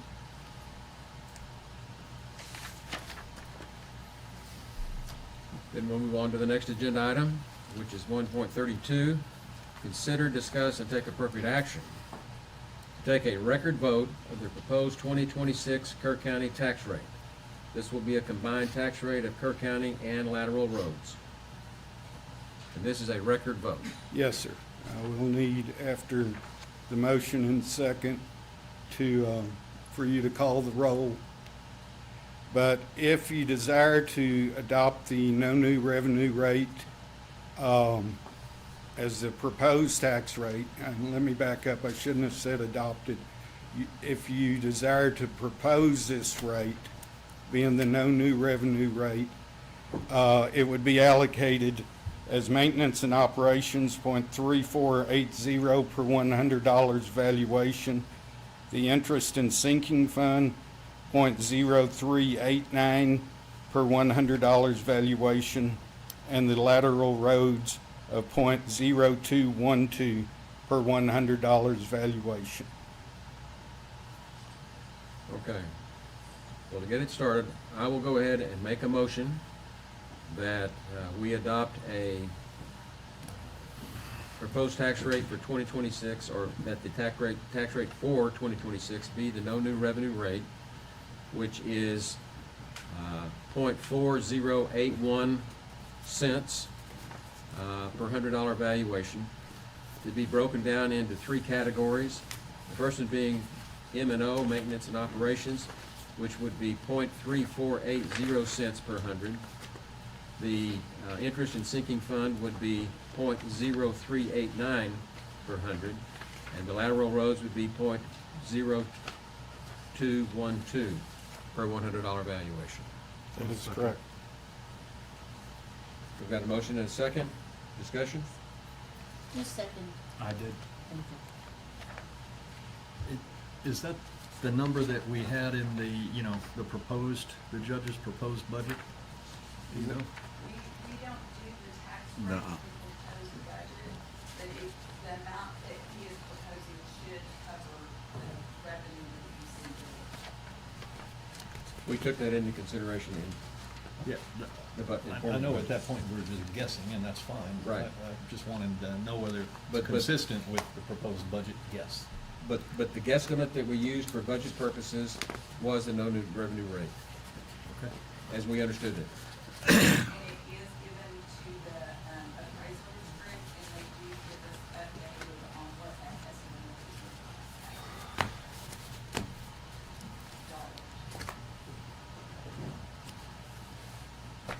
Any other A year discussion? ago, I wouldn't have thought we would have been in this position. So things have worked out well, or better. Well, quite frankly, I'm very pleasantly surprised that we're able to do it Exactly. at this rate this year, all What- things considered. When we dipped into our reserves last year, I didn't think there'd be any way that we could come back again with no new revenue rate. So, We always underspend. yeah, but, It's a classic. It's no different this year. well, Anyway. we dipped in. I think a lot of people were concerned we course. wouldn't be able to pull this off. Exactly. That we're not asking for Hats off to y'all. hundreds of millions of dollars like other people Yeah, I are. agree. A lot of They good can't work's make been their- done. Anybody know what the city's Budget. doing, Kerrville? That's not We're our not doing concern. this, I can tell you that. Not going down that road. And so that the public understands, these are never easy decisions. They're never cheap decisions. It all costs money. But last year, we took over $12.6 million out of our fund balance to have a balanced budget. This year, we're taking about, what, 8.4 out of the, so that is 2 years in a row that we have gone to our rainy day fund, if you will, and been able to make payroll, keep county operations going, pay for the repairs that are being undertaken right now. As painful as it is, we have managed it well enough to be able to have the funds to be able to carry us another year. I think we're all concerned about next year because, you know, this can't go on forever, but so far, we've been able to not have to raise the tax rate and be able to do this at the no new revenue rate. I think we could rename it the July flood days. Well, I don't want any more July floods. But, I mean, as inverse thinking it is, we're actually very blessed and lucky to be able to be where we are with regard to the budget. So, I'm counting my blessings. Any other discussion? Those in favor, raise your hand. Need a roll call vote. All right. Oh, it's a record That's right. vote, okay. Yeah, Bob's that way. Precinct number 1, Yes. precinct 2, Yay. precinct 3, Yes. precinct 4, Yes. and county judge, yes, unanimous. Bitter pill, better than the alternative. Item 1.33, consider, discuss, and take appropriate action to set the date and time to hold a public hearing on the 2026 tax rate for Kerr County lateral roads. Yes, sir. Based on the previous vote, you would not be required by law to hold a public hearing because we're not exceeding the no new revenue rate. However, just in past years, when you've proposed the no new revenue rate, this court has chosen to hold a public hearing. If that is the case, then we will need to set the date and time for that. And what would you recommend if we do that?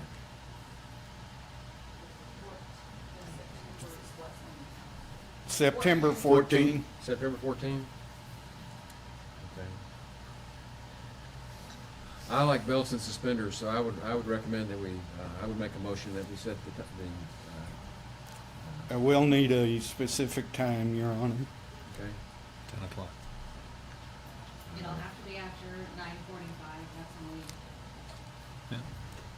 we'll approve some of the other items. So do we want to make it 5 minutes or 10 minutes or 15 minutes? 5 minutes? For like 9:50. So that would be at 9:50 on the morning of September the 14th? I'll It second your goes a little motion. bit smoother that way. I'll second your motion. Got a motion and a second? Okay. Any discussion? Those in favor, raise your hand. Unanimous. Item 1.34, consider, discuss, and take appropriate action to set the date and time for the adoption of the 2026 tax rate for Kerr County and lateral roads. This would have to be after the 9:50? It'll have to be after the public hearing. So at 9:55? Sounds good. I'd make a motion that we set the date and time for the adoption of the tax rate for the Kerr County and lateral roads at September 14th at 9:55. Second. A motion and a second. Any discussion? Those in favor, raise your hand. Unanimous. Okay. Item 1.35. Consider, discuss, and take appropriate action to take a record vote on the proposed 2026 Lake Ingram Estates road tax rate. Yes, Tax sir. district rate. Yes, sir. This involves only the property owners in the Lake Ingram Estates Road District. The 2026 tax rate to service the district is .0886 per $100 valuation, and this entire tax rate goes to the interest and sinking fund. Once again, I would need a record vote on whatever the proposed rate will be. Now, would this be after this 9:55 date that we just said a minute ago? Well, we need to propose the rate first, Right. Judge. Okay, this is the proposed rate? Yes, sir. Make a motion to propose the rate of .0886. Second. Got a motion and a second for the Ingram, the 2026 Lake Ingram Estates Road District tax rate at .0886 per $100 valuation. Yes, sir. As part of the interest and sinking fund. It's all for the interest and sinking fund. Okay. And I will need you to call the roll Okay. on this one. I assume no one from the Ingram Lake District is here to speak on this item? Well, we'll have Nobody signed up. Yeah, that's all. I know it's not a public hearing, but it was an agenda. we're item. gonna They set could've- that public They hearing. could have. Okay. Then we'll call for a roll record vote. Precinct 1, Yes. Precinct 2, Yes. Precinct 3, Yes. Precinct 4, Yay. and I vote yea, unanimous.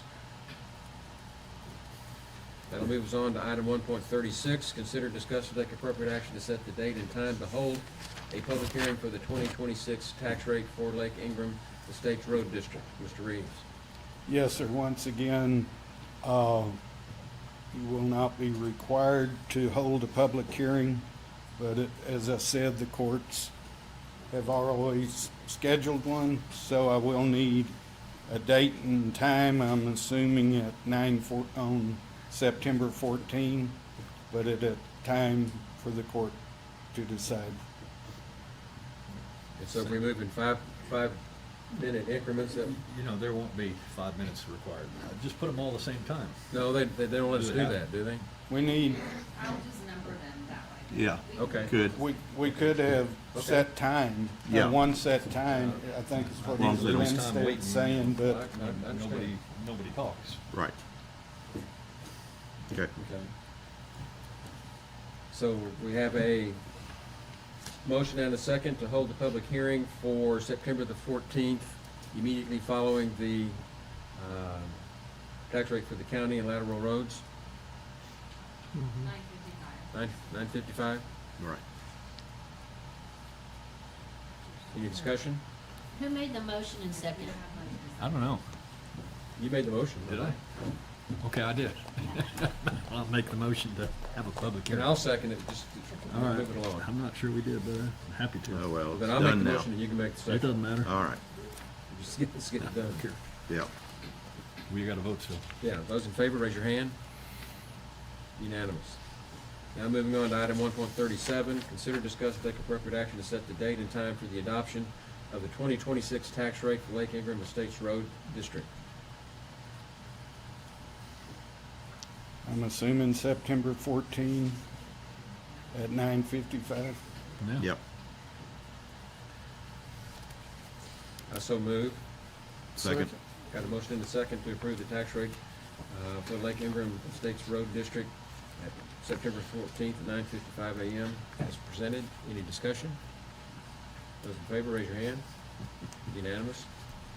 Item 1.38, consider, discuss, and take appropriate action regarding the optional $1.50 child safety fee and the optional $10 county road and bridge fee for 2027 vehicle registration per request from the Texas Department of Motor Vehicles, and authorize the tax assessor collector to submit the approval to the Texas Department of Motor Vehicles. Mr. Reeves. Yes, sir. Section 502.403 of the Transportation Code allows the county to charge a fee not to exceed $1.50 when registering a vehicle. This $1.50 fee is dedicated to child safety. The fee must be approved prior to September 1 of each year, and it will become effective on January 1st of the following year. Kerr County began collecting this fee on January 1, 2021. In the 2025 calendar year, Kerr County collected $96,621 from this fee, and during the calendar year to date, my office has collected $59,337. Also, Section 502401 of the Transportation Code allows the county to charge a fee not to exceed $10 when registering a vehicle. This $10 fund is dedicated to the County Road and Bridge Fund.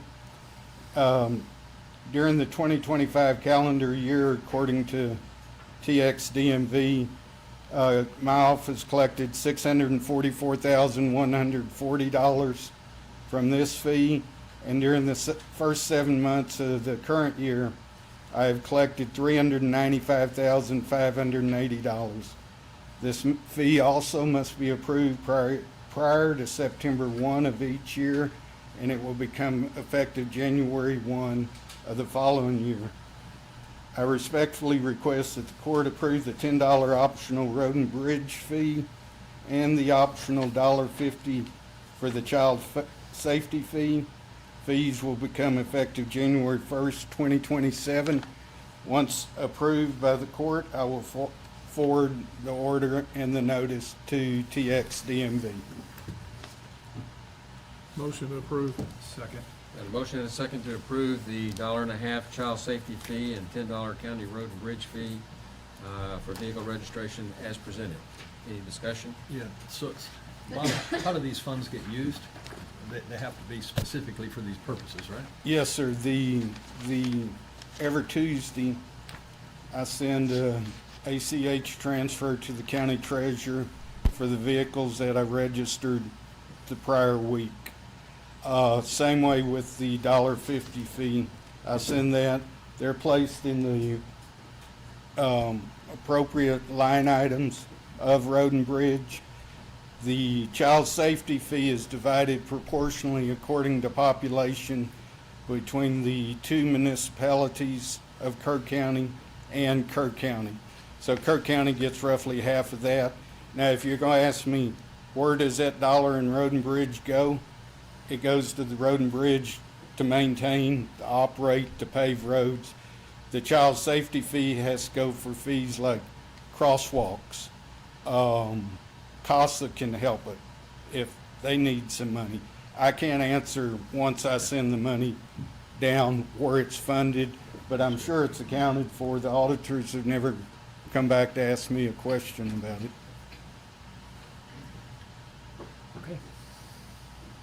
Okay. Do we have a motion and a second on the floor? Yeah. Any other discussion? Those in favor, raise your hand. Unanimous. Thank you, Mr. Reeves. Thank you, gentlemen. I think that takes us back to item 1.40, which was to consider, discuss, and take appropriate action to accept the order setting the salaries for the 198th District Court Reporter and the 216th District Court Reporter. Ms. Shelton. Yes, these were from the hearing on July 31st, and this is the court order that you're being asked to accept.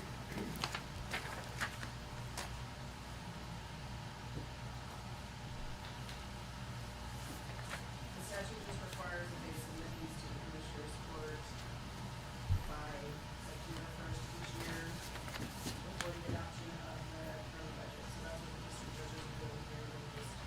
They're submitting them as they're required to by law. And so we're not asking for your approval, just that you accept the order. I move that the salaries be accepted for the court reporters as presented. Second. Got a motion and a second. Discussion? Nobody likes to be told what to do, but this is the law.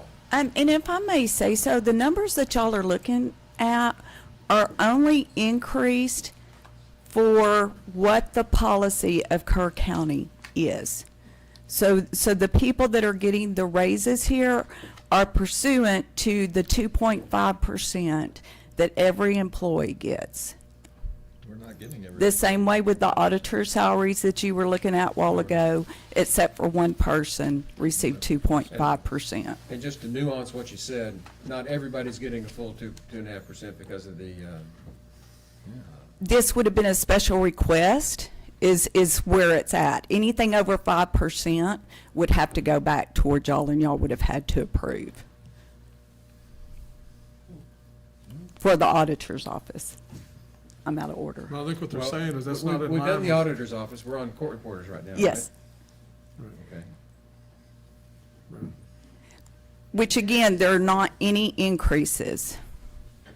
If there are not any increases, but if there was an increase, the number is a little bit different from the auditor's office. This one is that they had a 10% greater increase for the court reporters. It would require your approval, but they are recommending that at this time. I move for approval.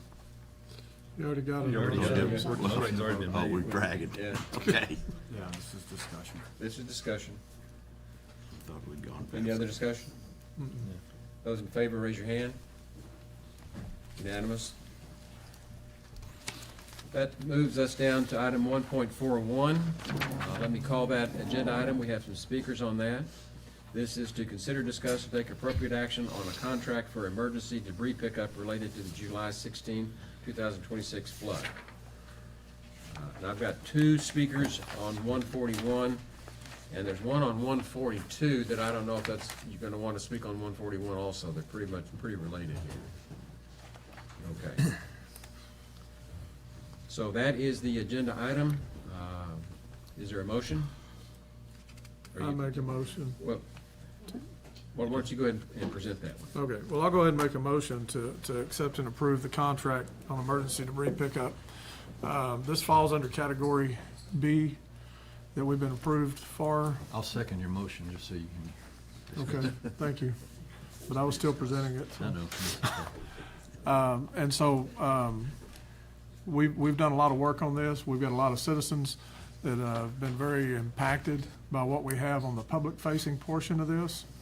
And so what I'm proposing is that we take action to go ahead and accommodate that under the emergency actions that we have, the powers that we have got there. We've had those contracts reviewed, and everything seems to be in order. And so I think we need to go ahead and allow the public speakers to get up and talk. Got a motion and a second. And so we understand the emergency actions, are you talking to FEMA Cat B. B? Cat. Right. FEMA cat. Yeah, we haven't been Stuck with approved the for the bill. category A yet. Right. And so this is strictly something where we're not required to go out. This is under the emergency action portion for health, safety, and welfare, Okay. and it's a 30-day contract is what it 30 is. day. Correct. Renewable? Every One time. 30 days? One time? One time. And will Okay. FEMA, what percent will FEMA cover this cost? It's 75. 75%. Yeah. Good question. Do Thank you. you need to name the company in your motion? We can. It's Garner is who it is, and they're a local company. I say local, state, local company. And they've offered an excellent rate for their services on it. And so we can go into that, I guess, if you want to do that now or. Well, I want to kick that can because, We need to have some conversation here. well, that's what I'm fixing to do. Yeah, okay. We've had two contractors that have been here for over a year that have been outstanding, gone over and above. Have they been considered? Absolutely. I looked at their rate versus the rate that we're getting from Garner, and Garner's considerably less. We got to do something, but that was my concern. Oh, yeah. Yeah. Because I'm not sure that, well, I've talked to a couple of them, and they didn't feel like they had really been even looked at, so. Well, we've got their rates because of the current contract that they've got with the state. And so we know what their rates are. I want what's best for the. But we're not for the bidding, county. just like whenever we did the repair work out on Homelius, it's an emergency type situation. So you contact somebody and you get them in there, you do the job. And that's the same thing that we're doing here. Okay. I just know that these guys have. Oh, no, they've done excellent Butts work. for us and been great for Kerr Absolutely they County. have. Ashbridge, Cirrus, both have done a great job here, no question. But when it comes down to rates, we are tight when it comes to what we're doing. Of course. And we I have. come into this on the fence, but Sure. I want. Sure, I'm absolutely. wondering about these guys and if they're way higher, then boom, I understand. Well, I can tell you that Ashbridge in the last, with the state, they were at 9.48 per cubic yard, and we're looking at 7.95 a cubic yard. There's a considerable difference there. Okay. And when we're having to try to find the money to be able to do just this portion, Could you give me that number again? What is it? 948 versus and 795. And so finding that amount of money for this has been I get it. tight. I think the judge has got some areas that we'll talk about maybe later where we can come up with some. We're gonna have to limit the scope of work. We're not gonna be able to do everything we wanna do. Because we are gonna have to look real tight at what we're doing here. I was afraid of that. Yeah, and so we will have to wait probably for category A to get approved, before we can go into, you know, the creeks and start doing all that. But for public facing, it's health, safety, and welfare is the most important thing we've got to deal with right now. And so you're talking about a 2 to 3 week operation in and out. We're gonna have to advertise a start date on it. We need to have a hard stop date on it, and based off of our budget.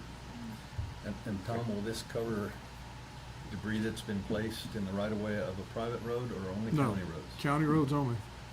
We're not allowed to spend tax dollars on those private roads. So it's got a lot not of pickup damage on city. Yeah, we do. I It's agree. not on TxDOT roads, county roads only, Right. and who has list approval? I assume. Well, if it's on a county road, we're just gonna have to, you know, they've already been out here for a week going through those county roads, trying to locate where all of it's at. When you start advertising it, you're gonna have a lot more debris put out there, Is this, you know. all types of flood material? C and D only, C and D only. yes, no vegetative, we can't get to that. No white goods, be C and D only.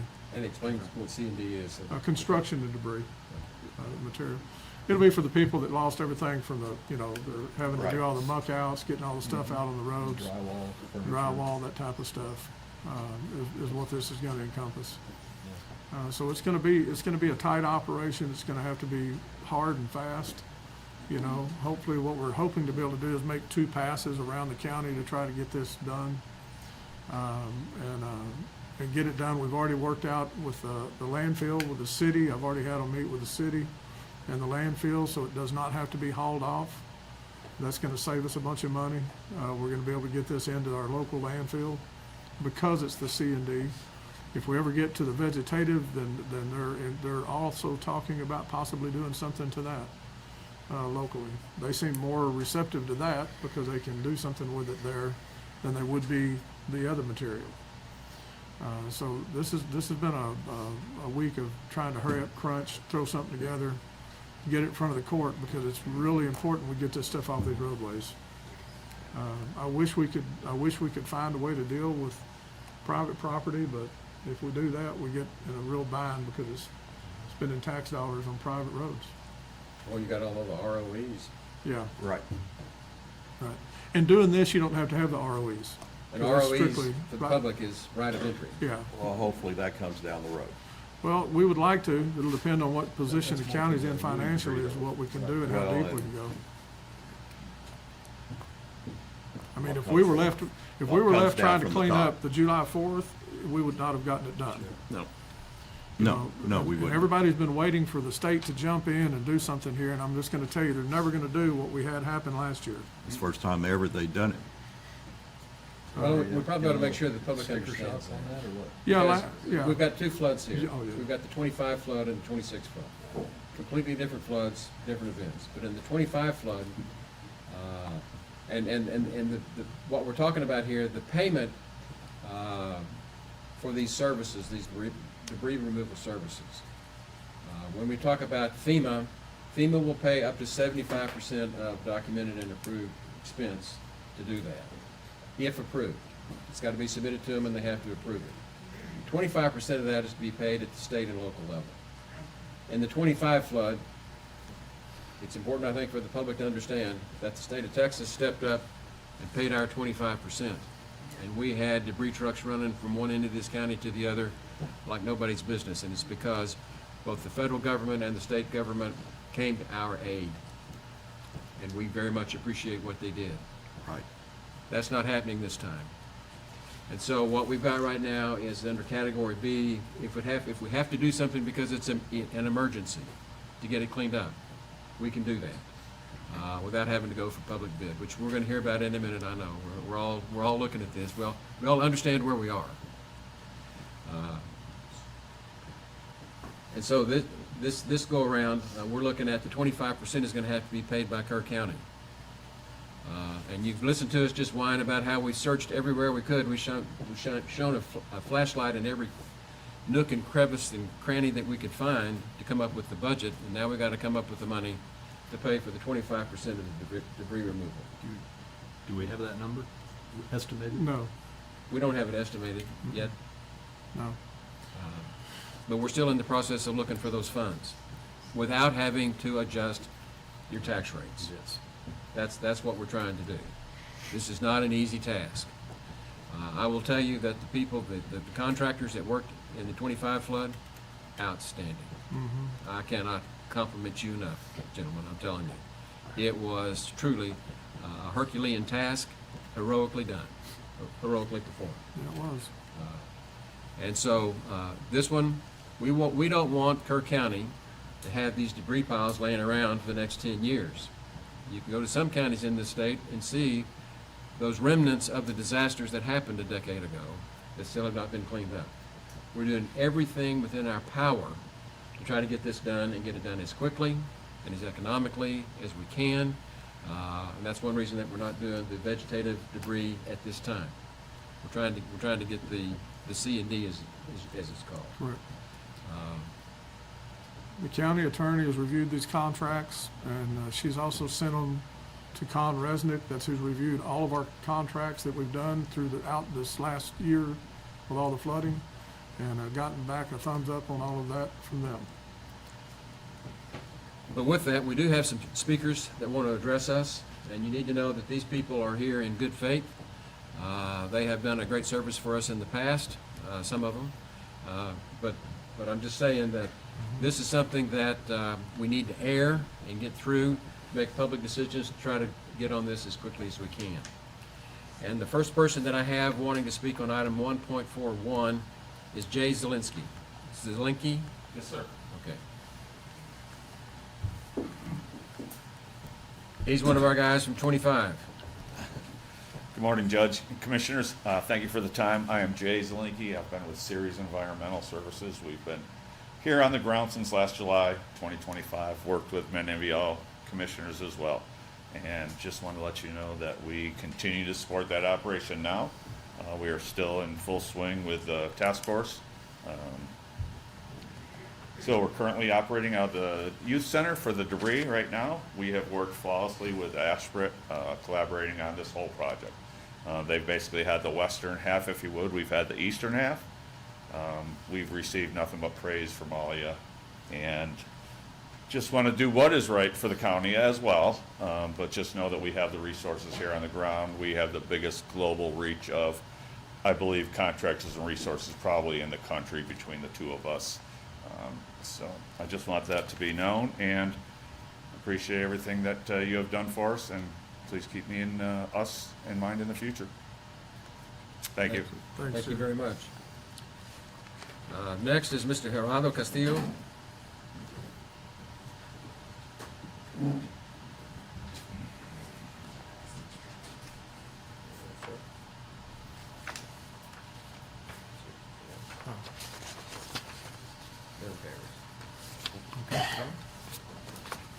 Here, I can pass this down. We'll pass it. Come on back this way. He needs one. There we go. Thanks, brother. Judge, Commissioners, thank you very much for the opportunity to speak. First, I want to acknowledge all of your efforts over the last year, your leadership, your thoroughness in everything you've had to deal with over the last year's floods and obviously this year's. It's been an honor for us to be part of this community over the last year, being able to work, and by all accounts, we've done a good job, and we've enjoyed being part of the community. We were one of 3 companies selected a year ago out of 15 companies, 15 that were interested in doing work. And so we're here to say, that this item caught our attention today because of the sole source nature, the non-competitive nature of the contract. And Judge, as a distinguished and respected career that you had as a litigator, I think you hit the great points that the event from last year to this year were separate and distinct events in itself. And also that leads to the point that Commissioner Jones made about our pricing for the July 2025 and what the company that's being considered today submitted. We were not asked to submit pricing for this event. It's as someone earlier said, it's an apples to oranges. If we would have had an opportunity, given the different scope of work, the different event from last year to this year, we would have obviously put together a proposal that would have been very competitive. As well as, last year, the 15 other contractors that submitted bids for the state, I'm sure that they also would have had the opportunity. I just want to have a cautionary tale about what Category B means. And as you'll see from our letter, Category B has a very narrow scope in the definition for that. Anything that has to do with debris being picked up and hauled, whether it's C&D, whether it's vegetative, under the FEMA guidelines, that's Category A. So this procurement, it really comes down to just an opportunity for us to be able to submit also, and just to have a cautionary tale to the county at a time when during this commission, you all have done a very good job of all the financial matters that you all are considering. It's a great deal of responsibility in the financial stewardship of the county and its taxpayers, so I commend you for all that. So what I ask today is just for us to take a pause in due diligence, to do a little bit more due diligence, make sure that when we talk about Category B and Category A, that we know what those mean. And so with that, I'd just like to say again, thank you for all of you all. And Judge, again, I think you made the point very clear that last year's event is very different than today's event. And so that pricing that was mentioned from our contract from the state would have been very different if we would have been asked to submit any pricing. I found out about this event, about this particular item on Friday, and so that's why it's here. It's been an honor for us to serve this community, and we'd like to continue to be able to do so. And so thank you all again, and I appreciate your time. Before you leave the stand. Yes, sir. I have some questions.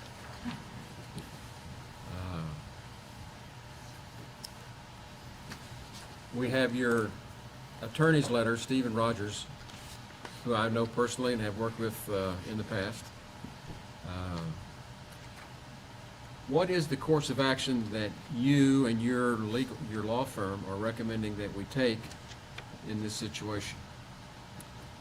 So what I would advise, and again, I would always seek to your counsel.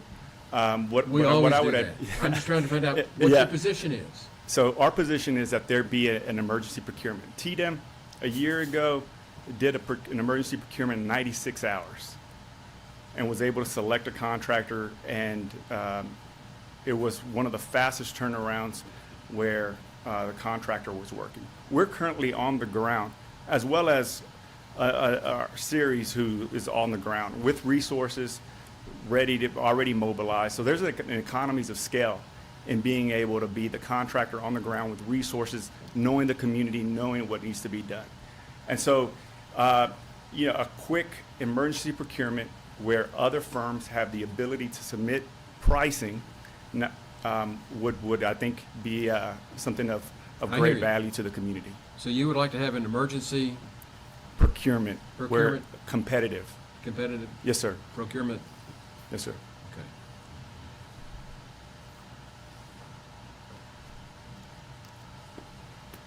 And it's something that the county can do in 24 hours. The scope of work seems to be a pretty simplified scope of work, and just for other firms to also have.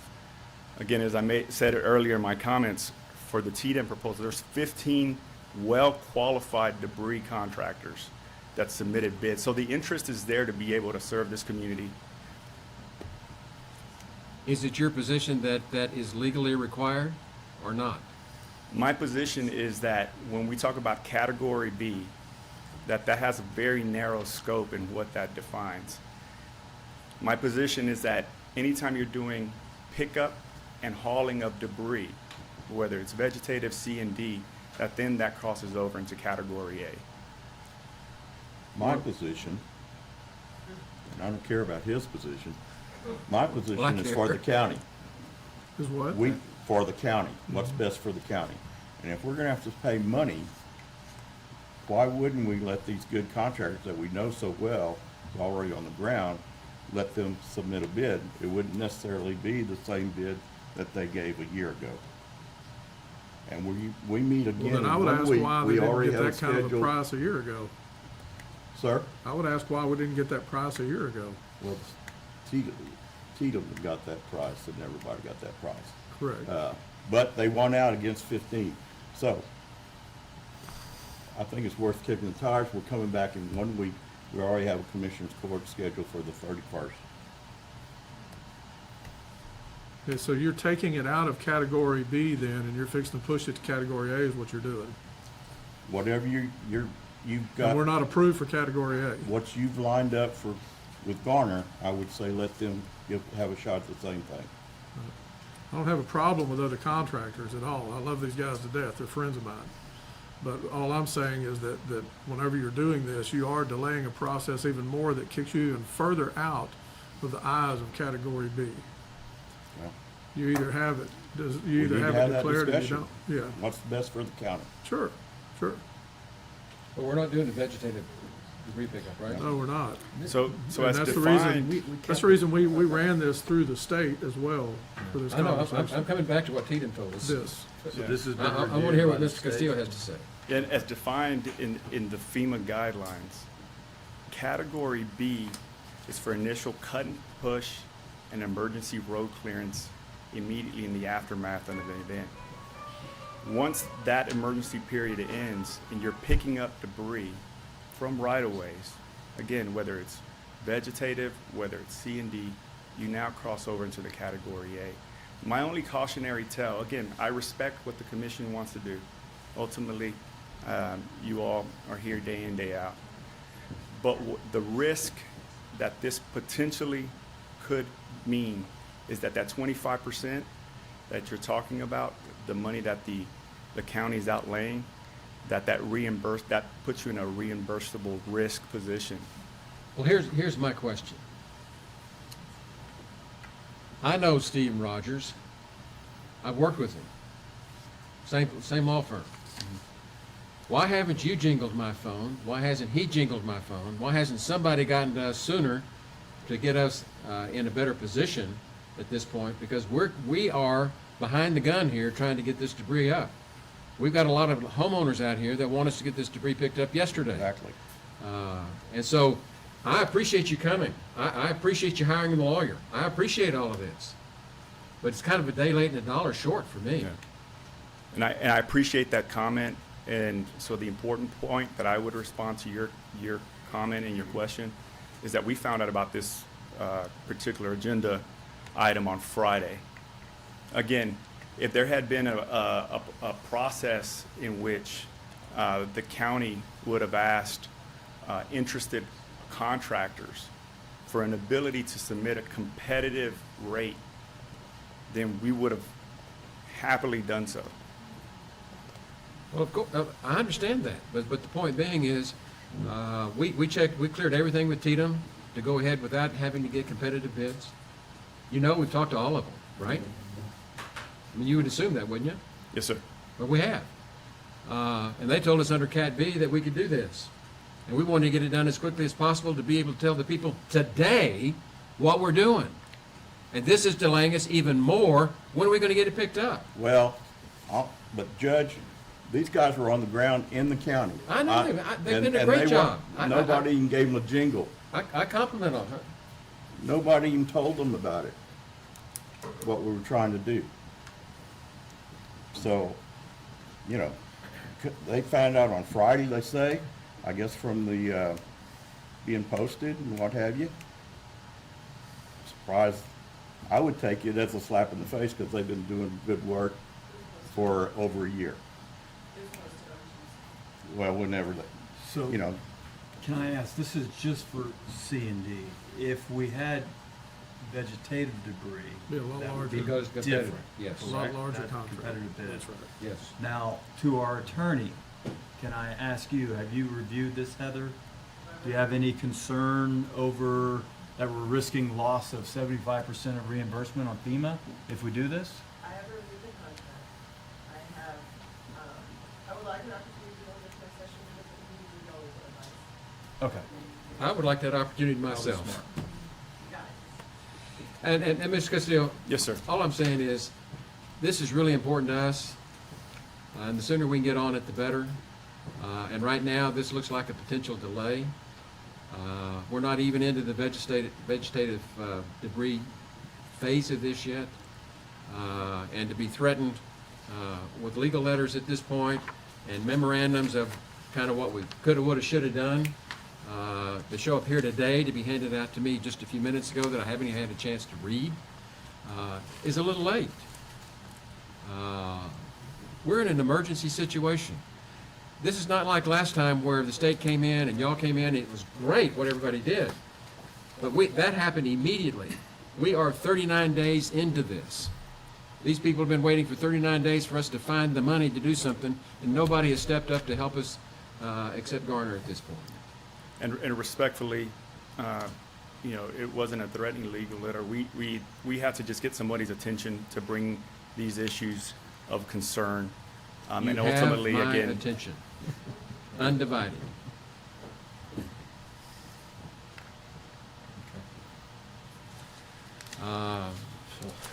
So I'm going to ask that we pass on this. We want to take this to executive session, but we need to complete our agenda before we do that. We need to go to other comments too, you got. Yeah, I've got two others.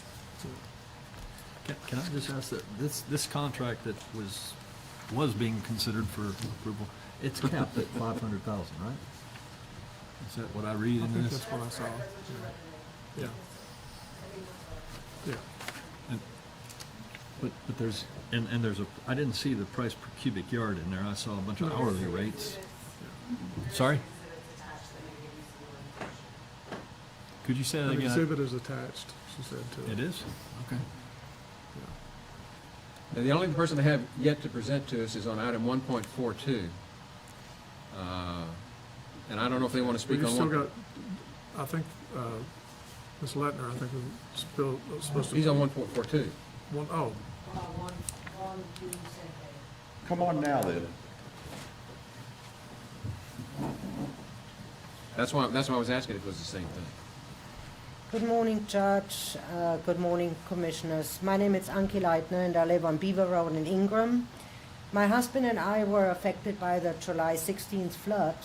Not only did our own house suffer water damage, but also one of our rental properties located on Gray Moss in the Westwood Oak subdivision in Ingram. And due to the severe structural damage from the flood, it resulted in having to be torn down completely.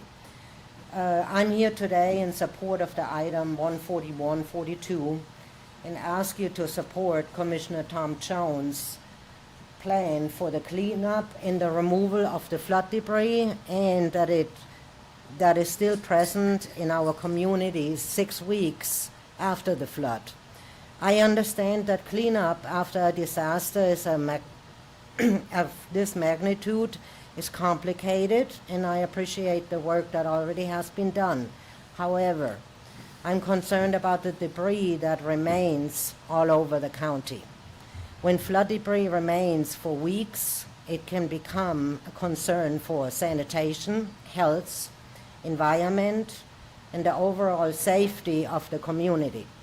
But there's also an emotional cost that should not be overlooked. It is also about the people who are dealing with the aftermath and are trying to recover, rebuild, and move forward. Yet, They continue to see, smell, and live around the physical remains of the disaster every day, and will continue to deal with it till it is removed. The flood debris is a daily reminder of what happened to their homes, their properties, their lives, and their neighborhoods. For residents in some of the hardest hit areas, such as Westwood, Oaks, and Ingram, this is especially difficult. As mentioned earlier, I personally lost a house there due to the flood. I know firsthand how devastating this has been, having to drive there daily to work at the property.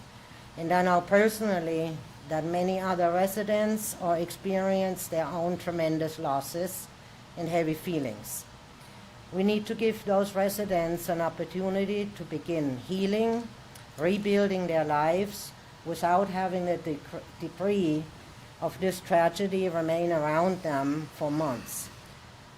Our residents have already endured an enormous amount of financial burden due to the damage and should not be burdened with another financial responsibility to remove all the debris. Furthermore, they should not have to continue living with the health concerns, the environmental concerns, and the emotional burden of flood debris that could and should be removed. And as you probably know yourself, this time around there is not really any financial or volunteer help available. Therefore, I respectfully ask the Commissioners Court to support and approve Commissioner Tom Jones' plan for the cleanup and the removal of the remaining flood debris, and to make this a priority to our affected communities. Thank you for listening, and thank you for your consideration and support of our community as we continue to recover. Thank you. Okay. Where we are, this is a really important item, and we still have enough people in the courtroom. But I think that what we ought to do is go ahead and recess into executive session at this point and take an indefinite break, hopefully not more than maybe 10 or 15 minutes, so that we can come back and address this while you are still here. The other items we have, I know Commissioner Paces has got some items, and then we've got some items from Ms. Alford, and then we have items for but these are all county employees and county people that will be here after this. So what I would like to do is to expedite the consideration of this, and so we will adjourn probably for, let's plan on at least 15 minutes. It may be a little bit longer than that. Please do not leave. Hang around. This is something that's important for everybody. So with that, we will stand momentarily. I got a moment.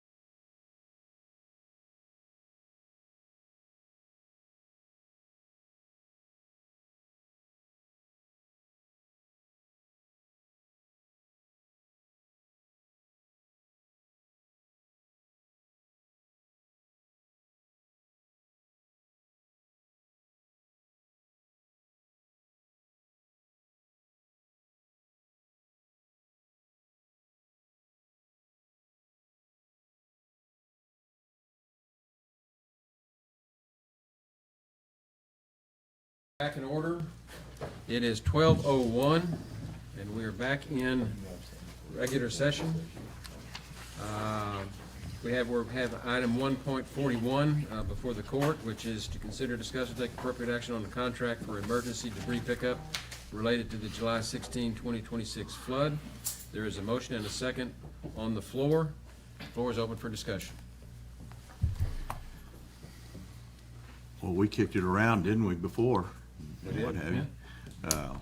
And then we discussed it thoroughly, and So with that, those in favor, raise your hand. Unanimous. Thank you.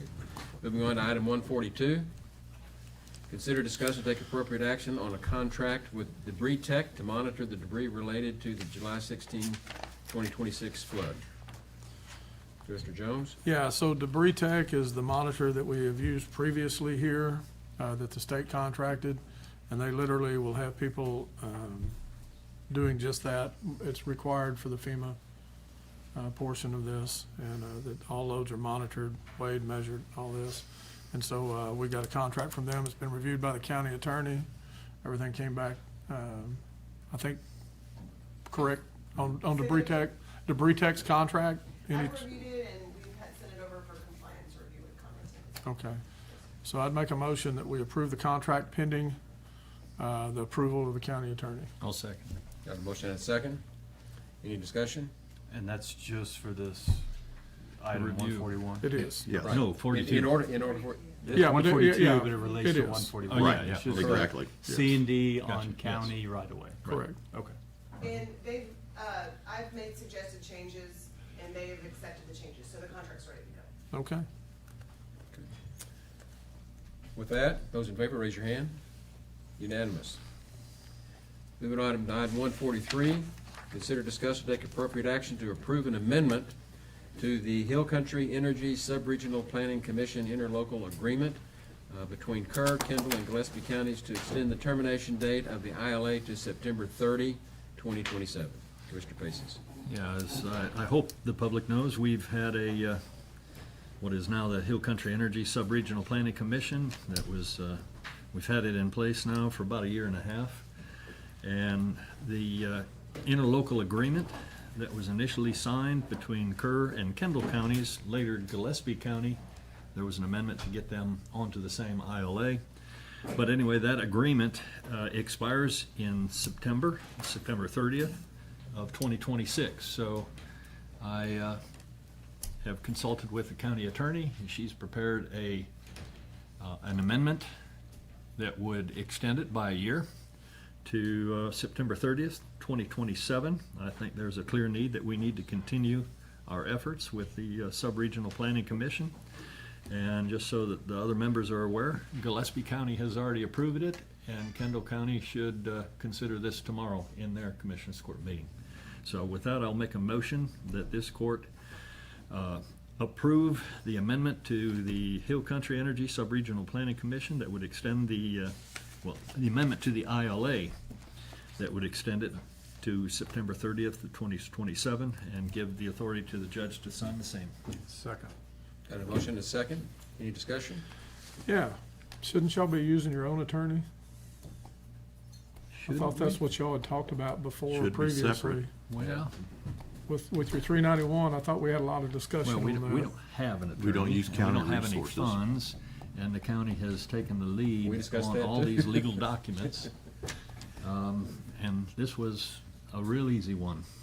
Okay. Well, at this point, it's kind of no harm, no foul. Yeah, it is. And I'm But in favor of the you're right. We ILA. did discuss I'm that. just, Sure. but I thought we had discussed that previously, and y'all talked about, y'all had, But this is just an extension of the ILA. Yeah. right. And give them time to do what they can do. I mean, it's going well. Yeah.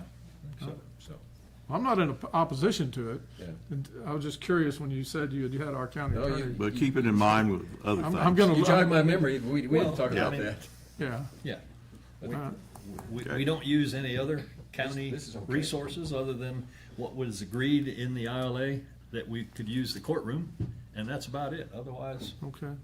Okay. Just we asking. don't even use IT to try to record the meetings. Okay. Any other discussion? Those in favor, raise your hand.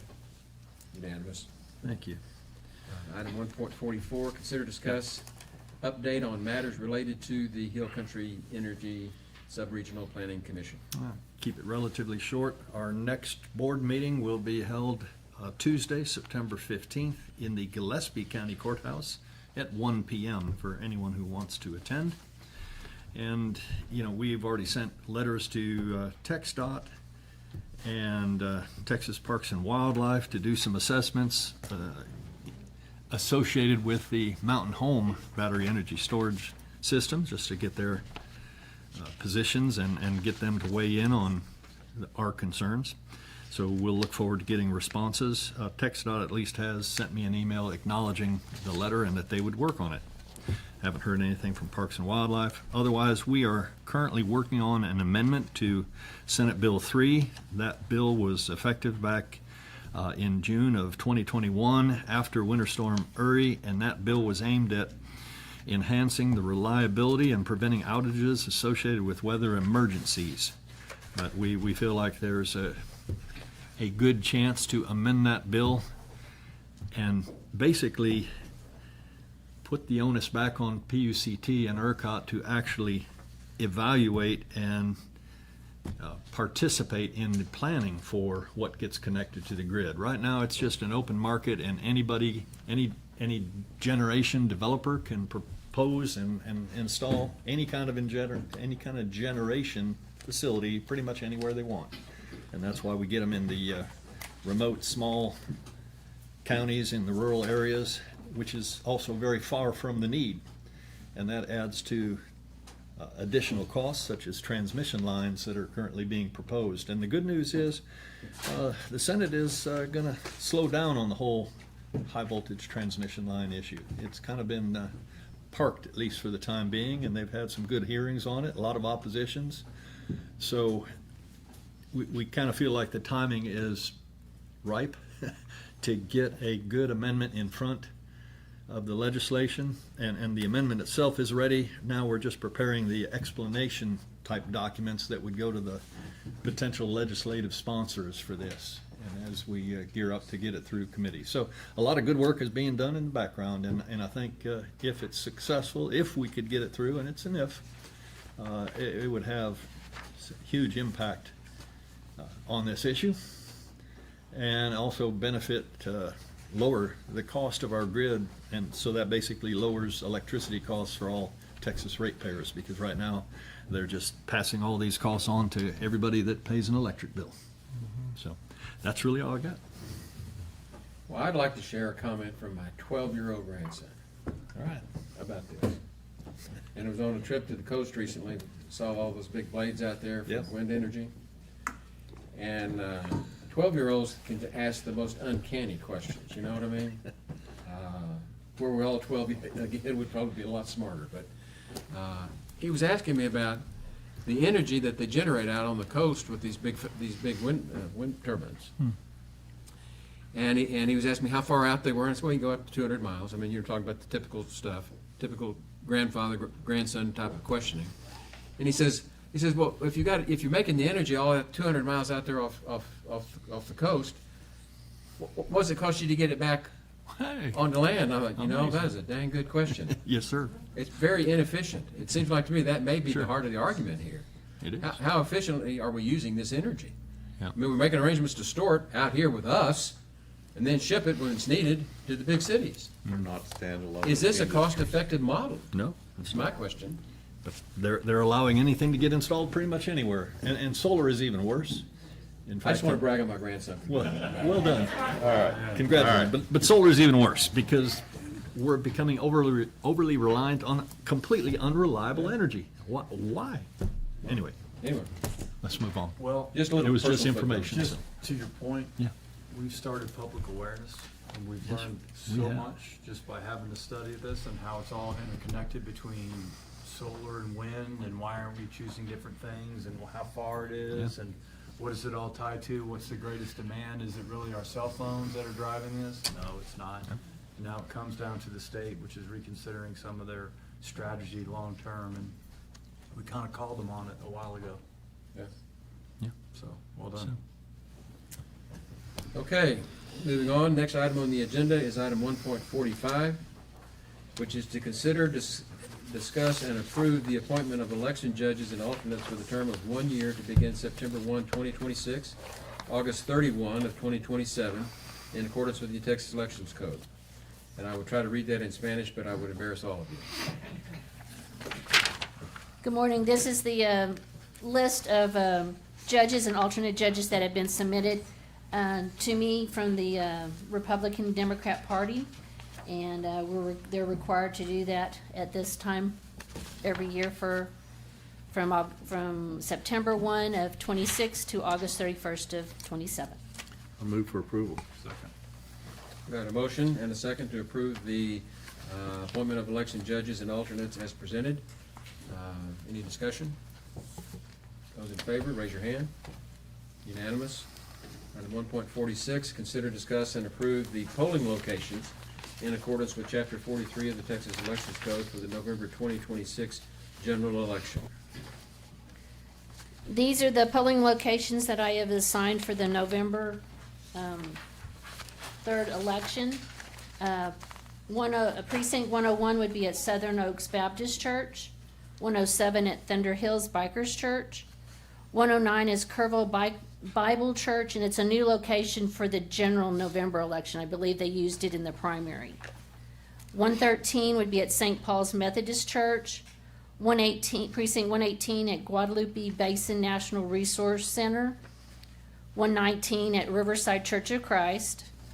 202 would be the Trinity Church of Centerpoint, and this is a new location for the November election because in 24 it would have been at the fire department.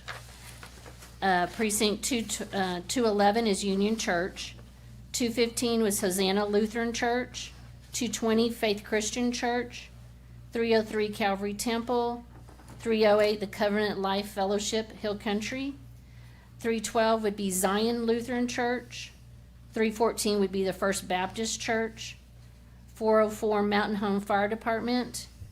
405 is the Hunt Community Center, which is a new location. It used to be at the Hunt Fire Department, and they approached me to have the election at their community center. 406 is the Kerr County West Ingram Annex. 410 is the Divide Fire Department, which is a new location since 24 because it would have been at the Divide Chapel at that time. And then 416 doesn't really have a location. KOA we've used before. It's small, and I don't know what the flood did to it.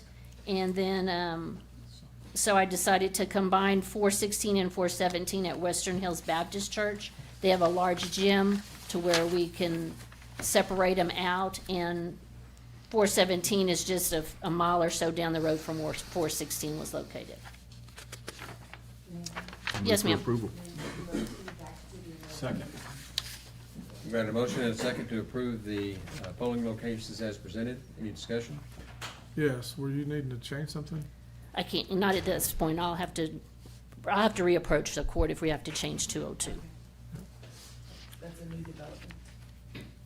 What, I didn't hear It it. doesn't matter. We gotta wait for Nadine to get it. Right.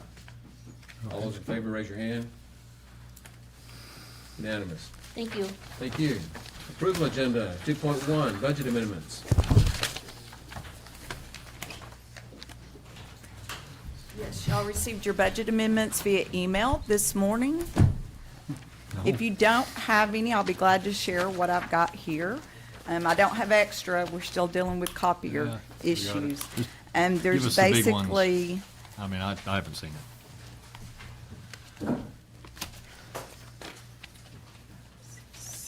there's basically 8 budget amendments, and the largest one is just dealing, make that 9.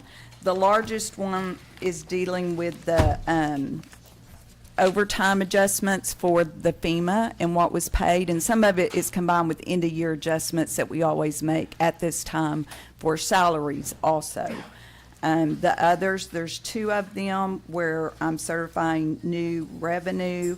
One of them is the 287G funds, and the other one is That's the sheriff's grant, right? the 198th DA. and that was for his Senate Bill 22 funds. The rest are just line item adjustments. We did move 25,000 out of the budgeted flood expenses into the content flood expenses. And those are mainly the ones that are going right now, and that makes that budget 125,000. Again, we do expect to be 100% reimbursed for those expenses by insurance. Okay. I move for approval. Second. Got a motion and a second to approve the budget amendments as presented. Any discussion? Those in favor, raise your hand. Unanimous. 2.2, pay bills. Yes, invoices for today's consideration amount to $1,553,552.33. I move for approval. Second. Got a motion and a second to approve paying the bills as presented. Any discussion? Those in favor, raise your hand. Unanimous. 2.3, late bills. There are not any? 2.4, auditor reports. Yes, y'all received via email two internal audits that we did. One was for the treasurer's office and one was for environmental health, and we're asking that you accept the reports. I move for approval. I'll second. Got a motion and a second to approve the auditor reports as presented. Any discussion? Those in favor, raise your hand. Unanimous. 2.5, monthly reports.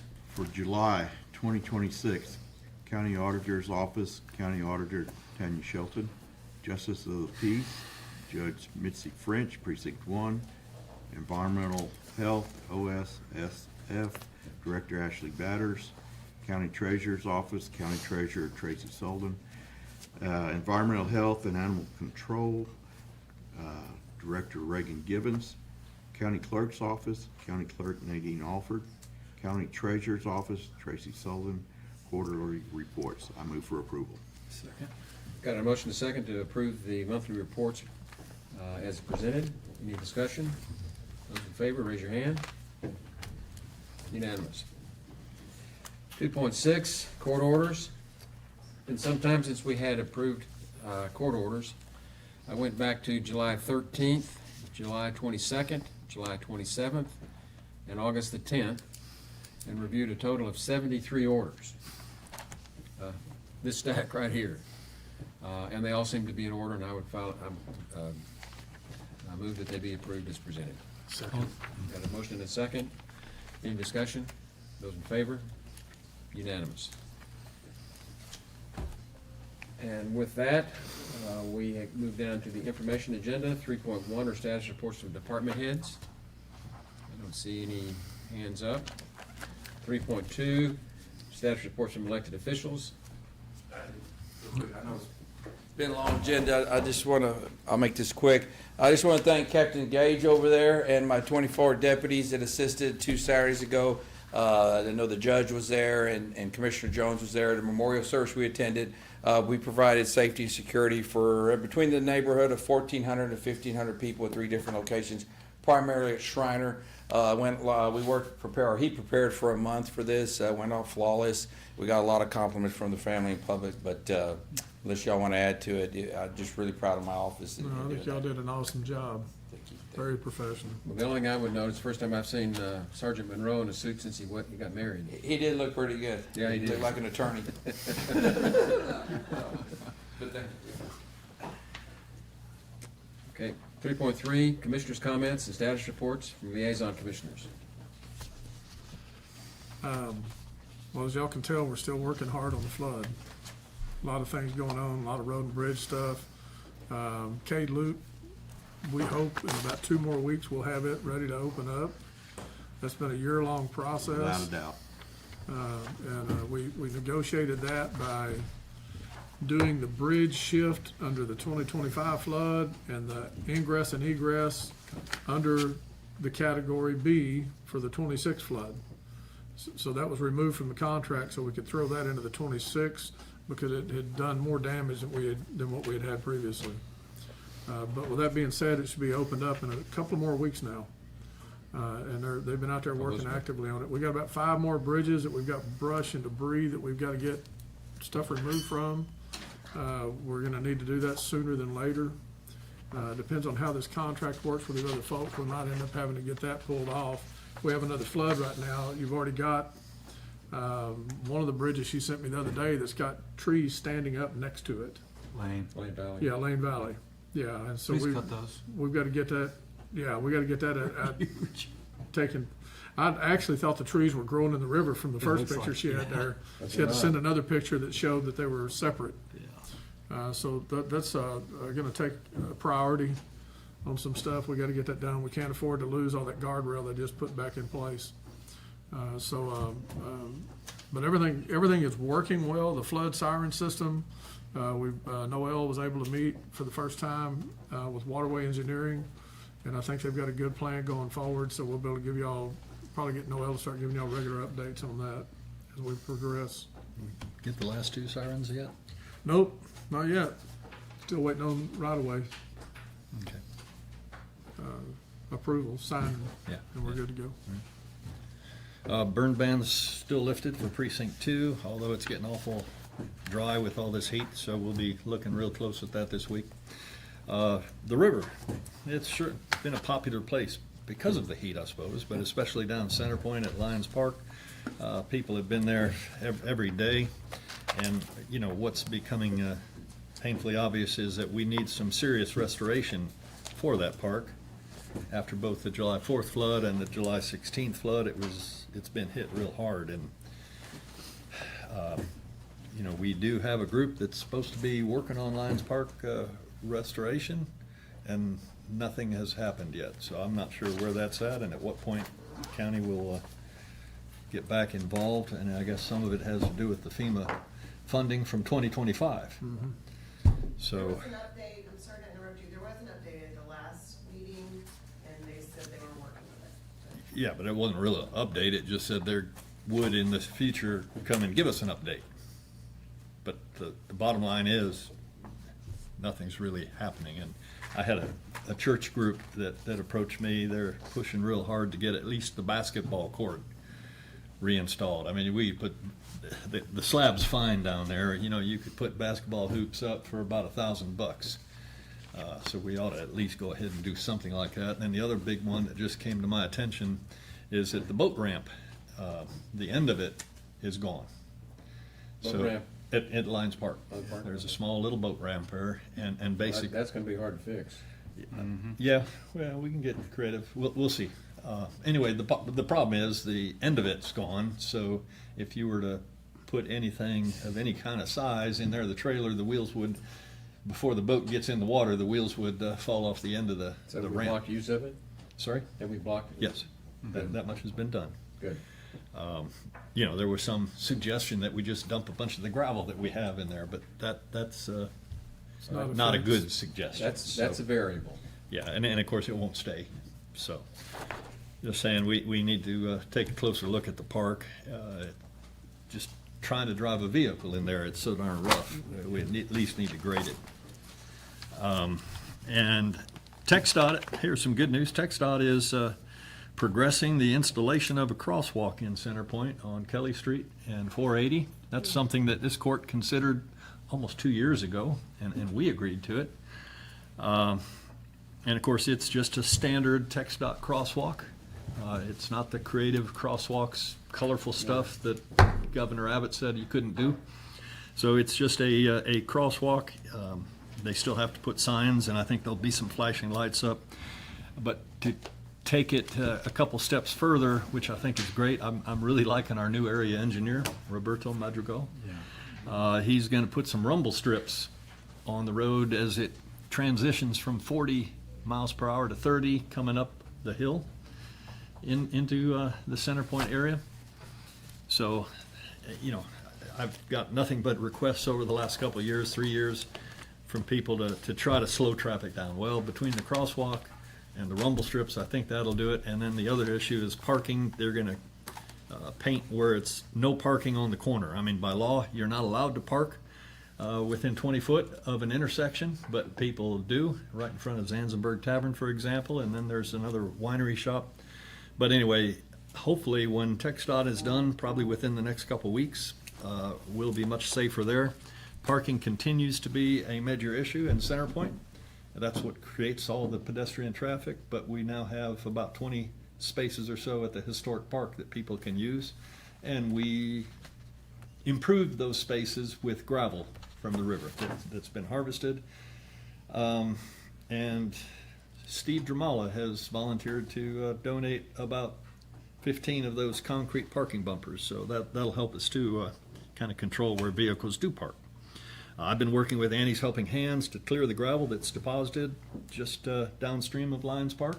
That's going really well. There's a massive pile of gravel now. It's been sifted, sorted, whatever, all the large rocks and debris removed from it. So we're going to make that available to Kerr Together if they can get some funding. You know, there's a lot of private roads that have been severely washed out and damaged. So at least this gravel can be made available at no cost.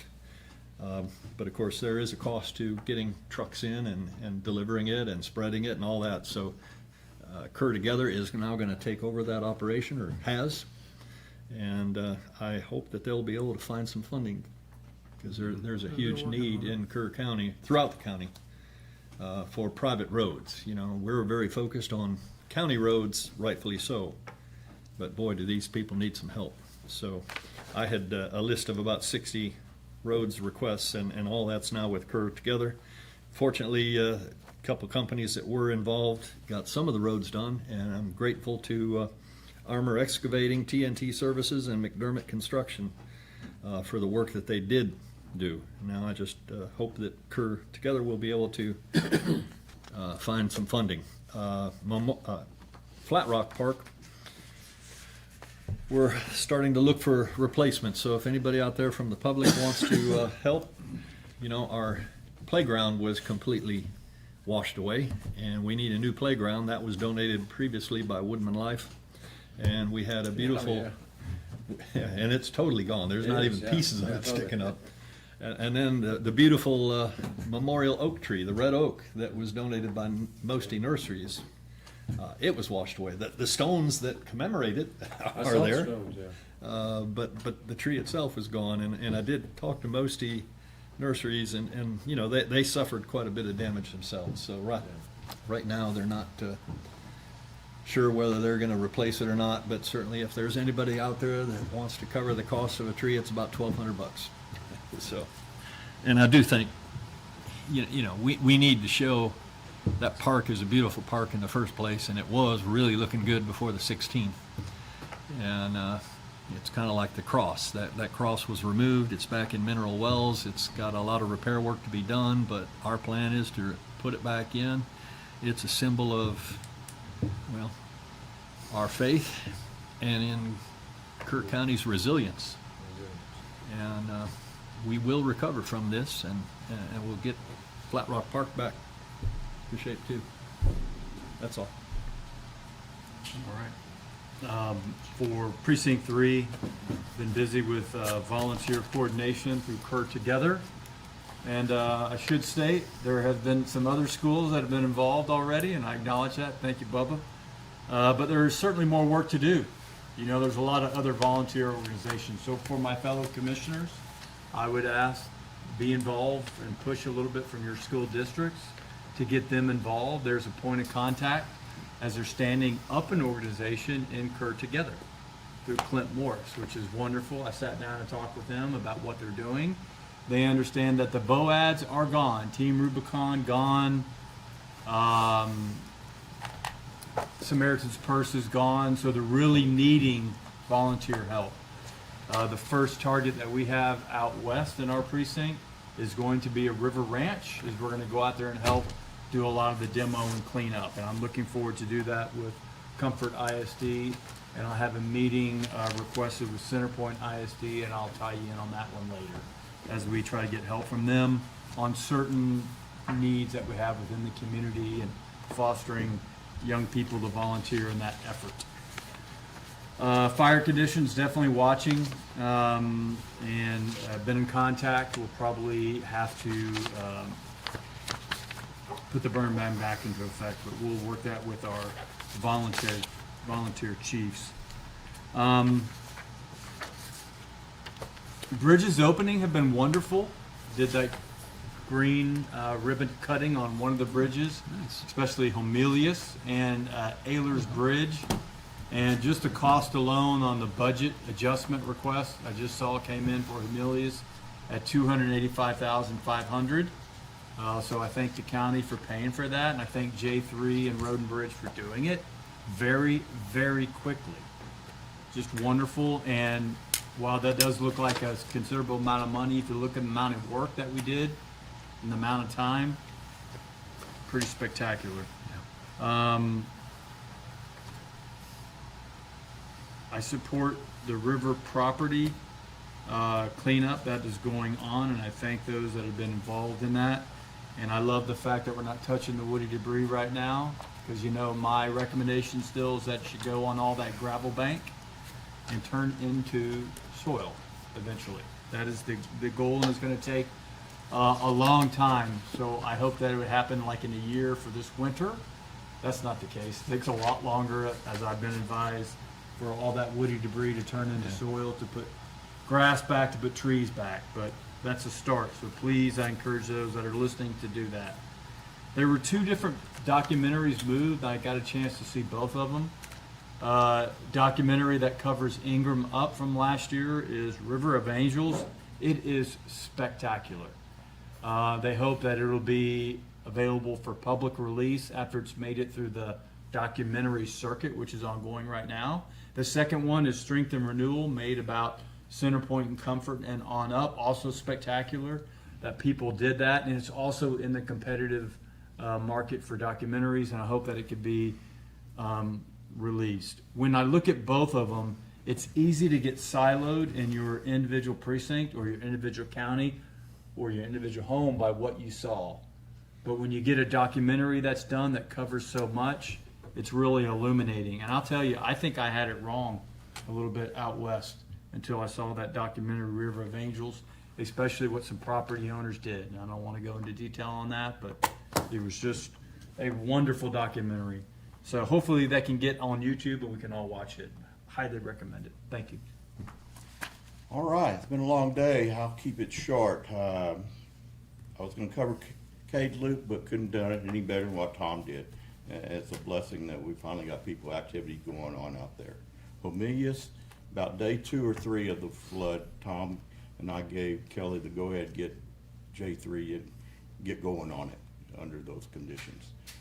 School's on. School's back. Watch your speed. Watch around these schools going forward. Burn ban's in effect for Precinct 4. We started that last week. And just a reminder for people, the burn ban hotline is 830-792-HEAT. 792-HEAT. So please call that in the middle of the night instead of Don Harris. That's all I got. I'll tell you, I've been looking at the burn ban, and like the other two commissioners too, they're calling for a very high probability of rain for Thursday and Friday. Yeah. That's my only holdout. Yeah. So The only thing I would add here at the end, for the employees that watch this, I commend them for taking the time to see what we do and how we do it. And for the public, I hope they see that these last 39 days have been extremely, extremely busy. And we have been managing budget, tax rates, emergency response, and you look at the volume of business we did today with 46 agenda items. This county is scooting right along. And so in the face of adversity, we are rising to the occasion. And I commend everybody for your outstanding efforts and invite everybody to share freely with the public so that they know what's really going on. So, with that, there being no other business before the court, we stand adjourned. Because we are kicking ass.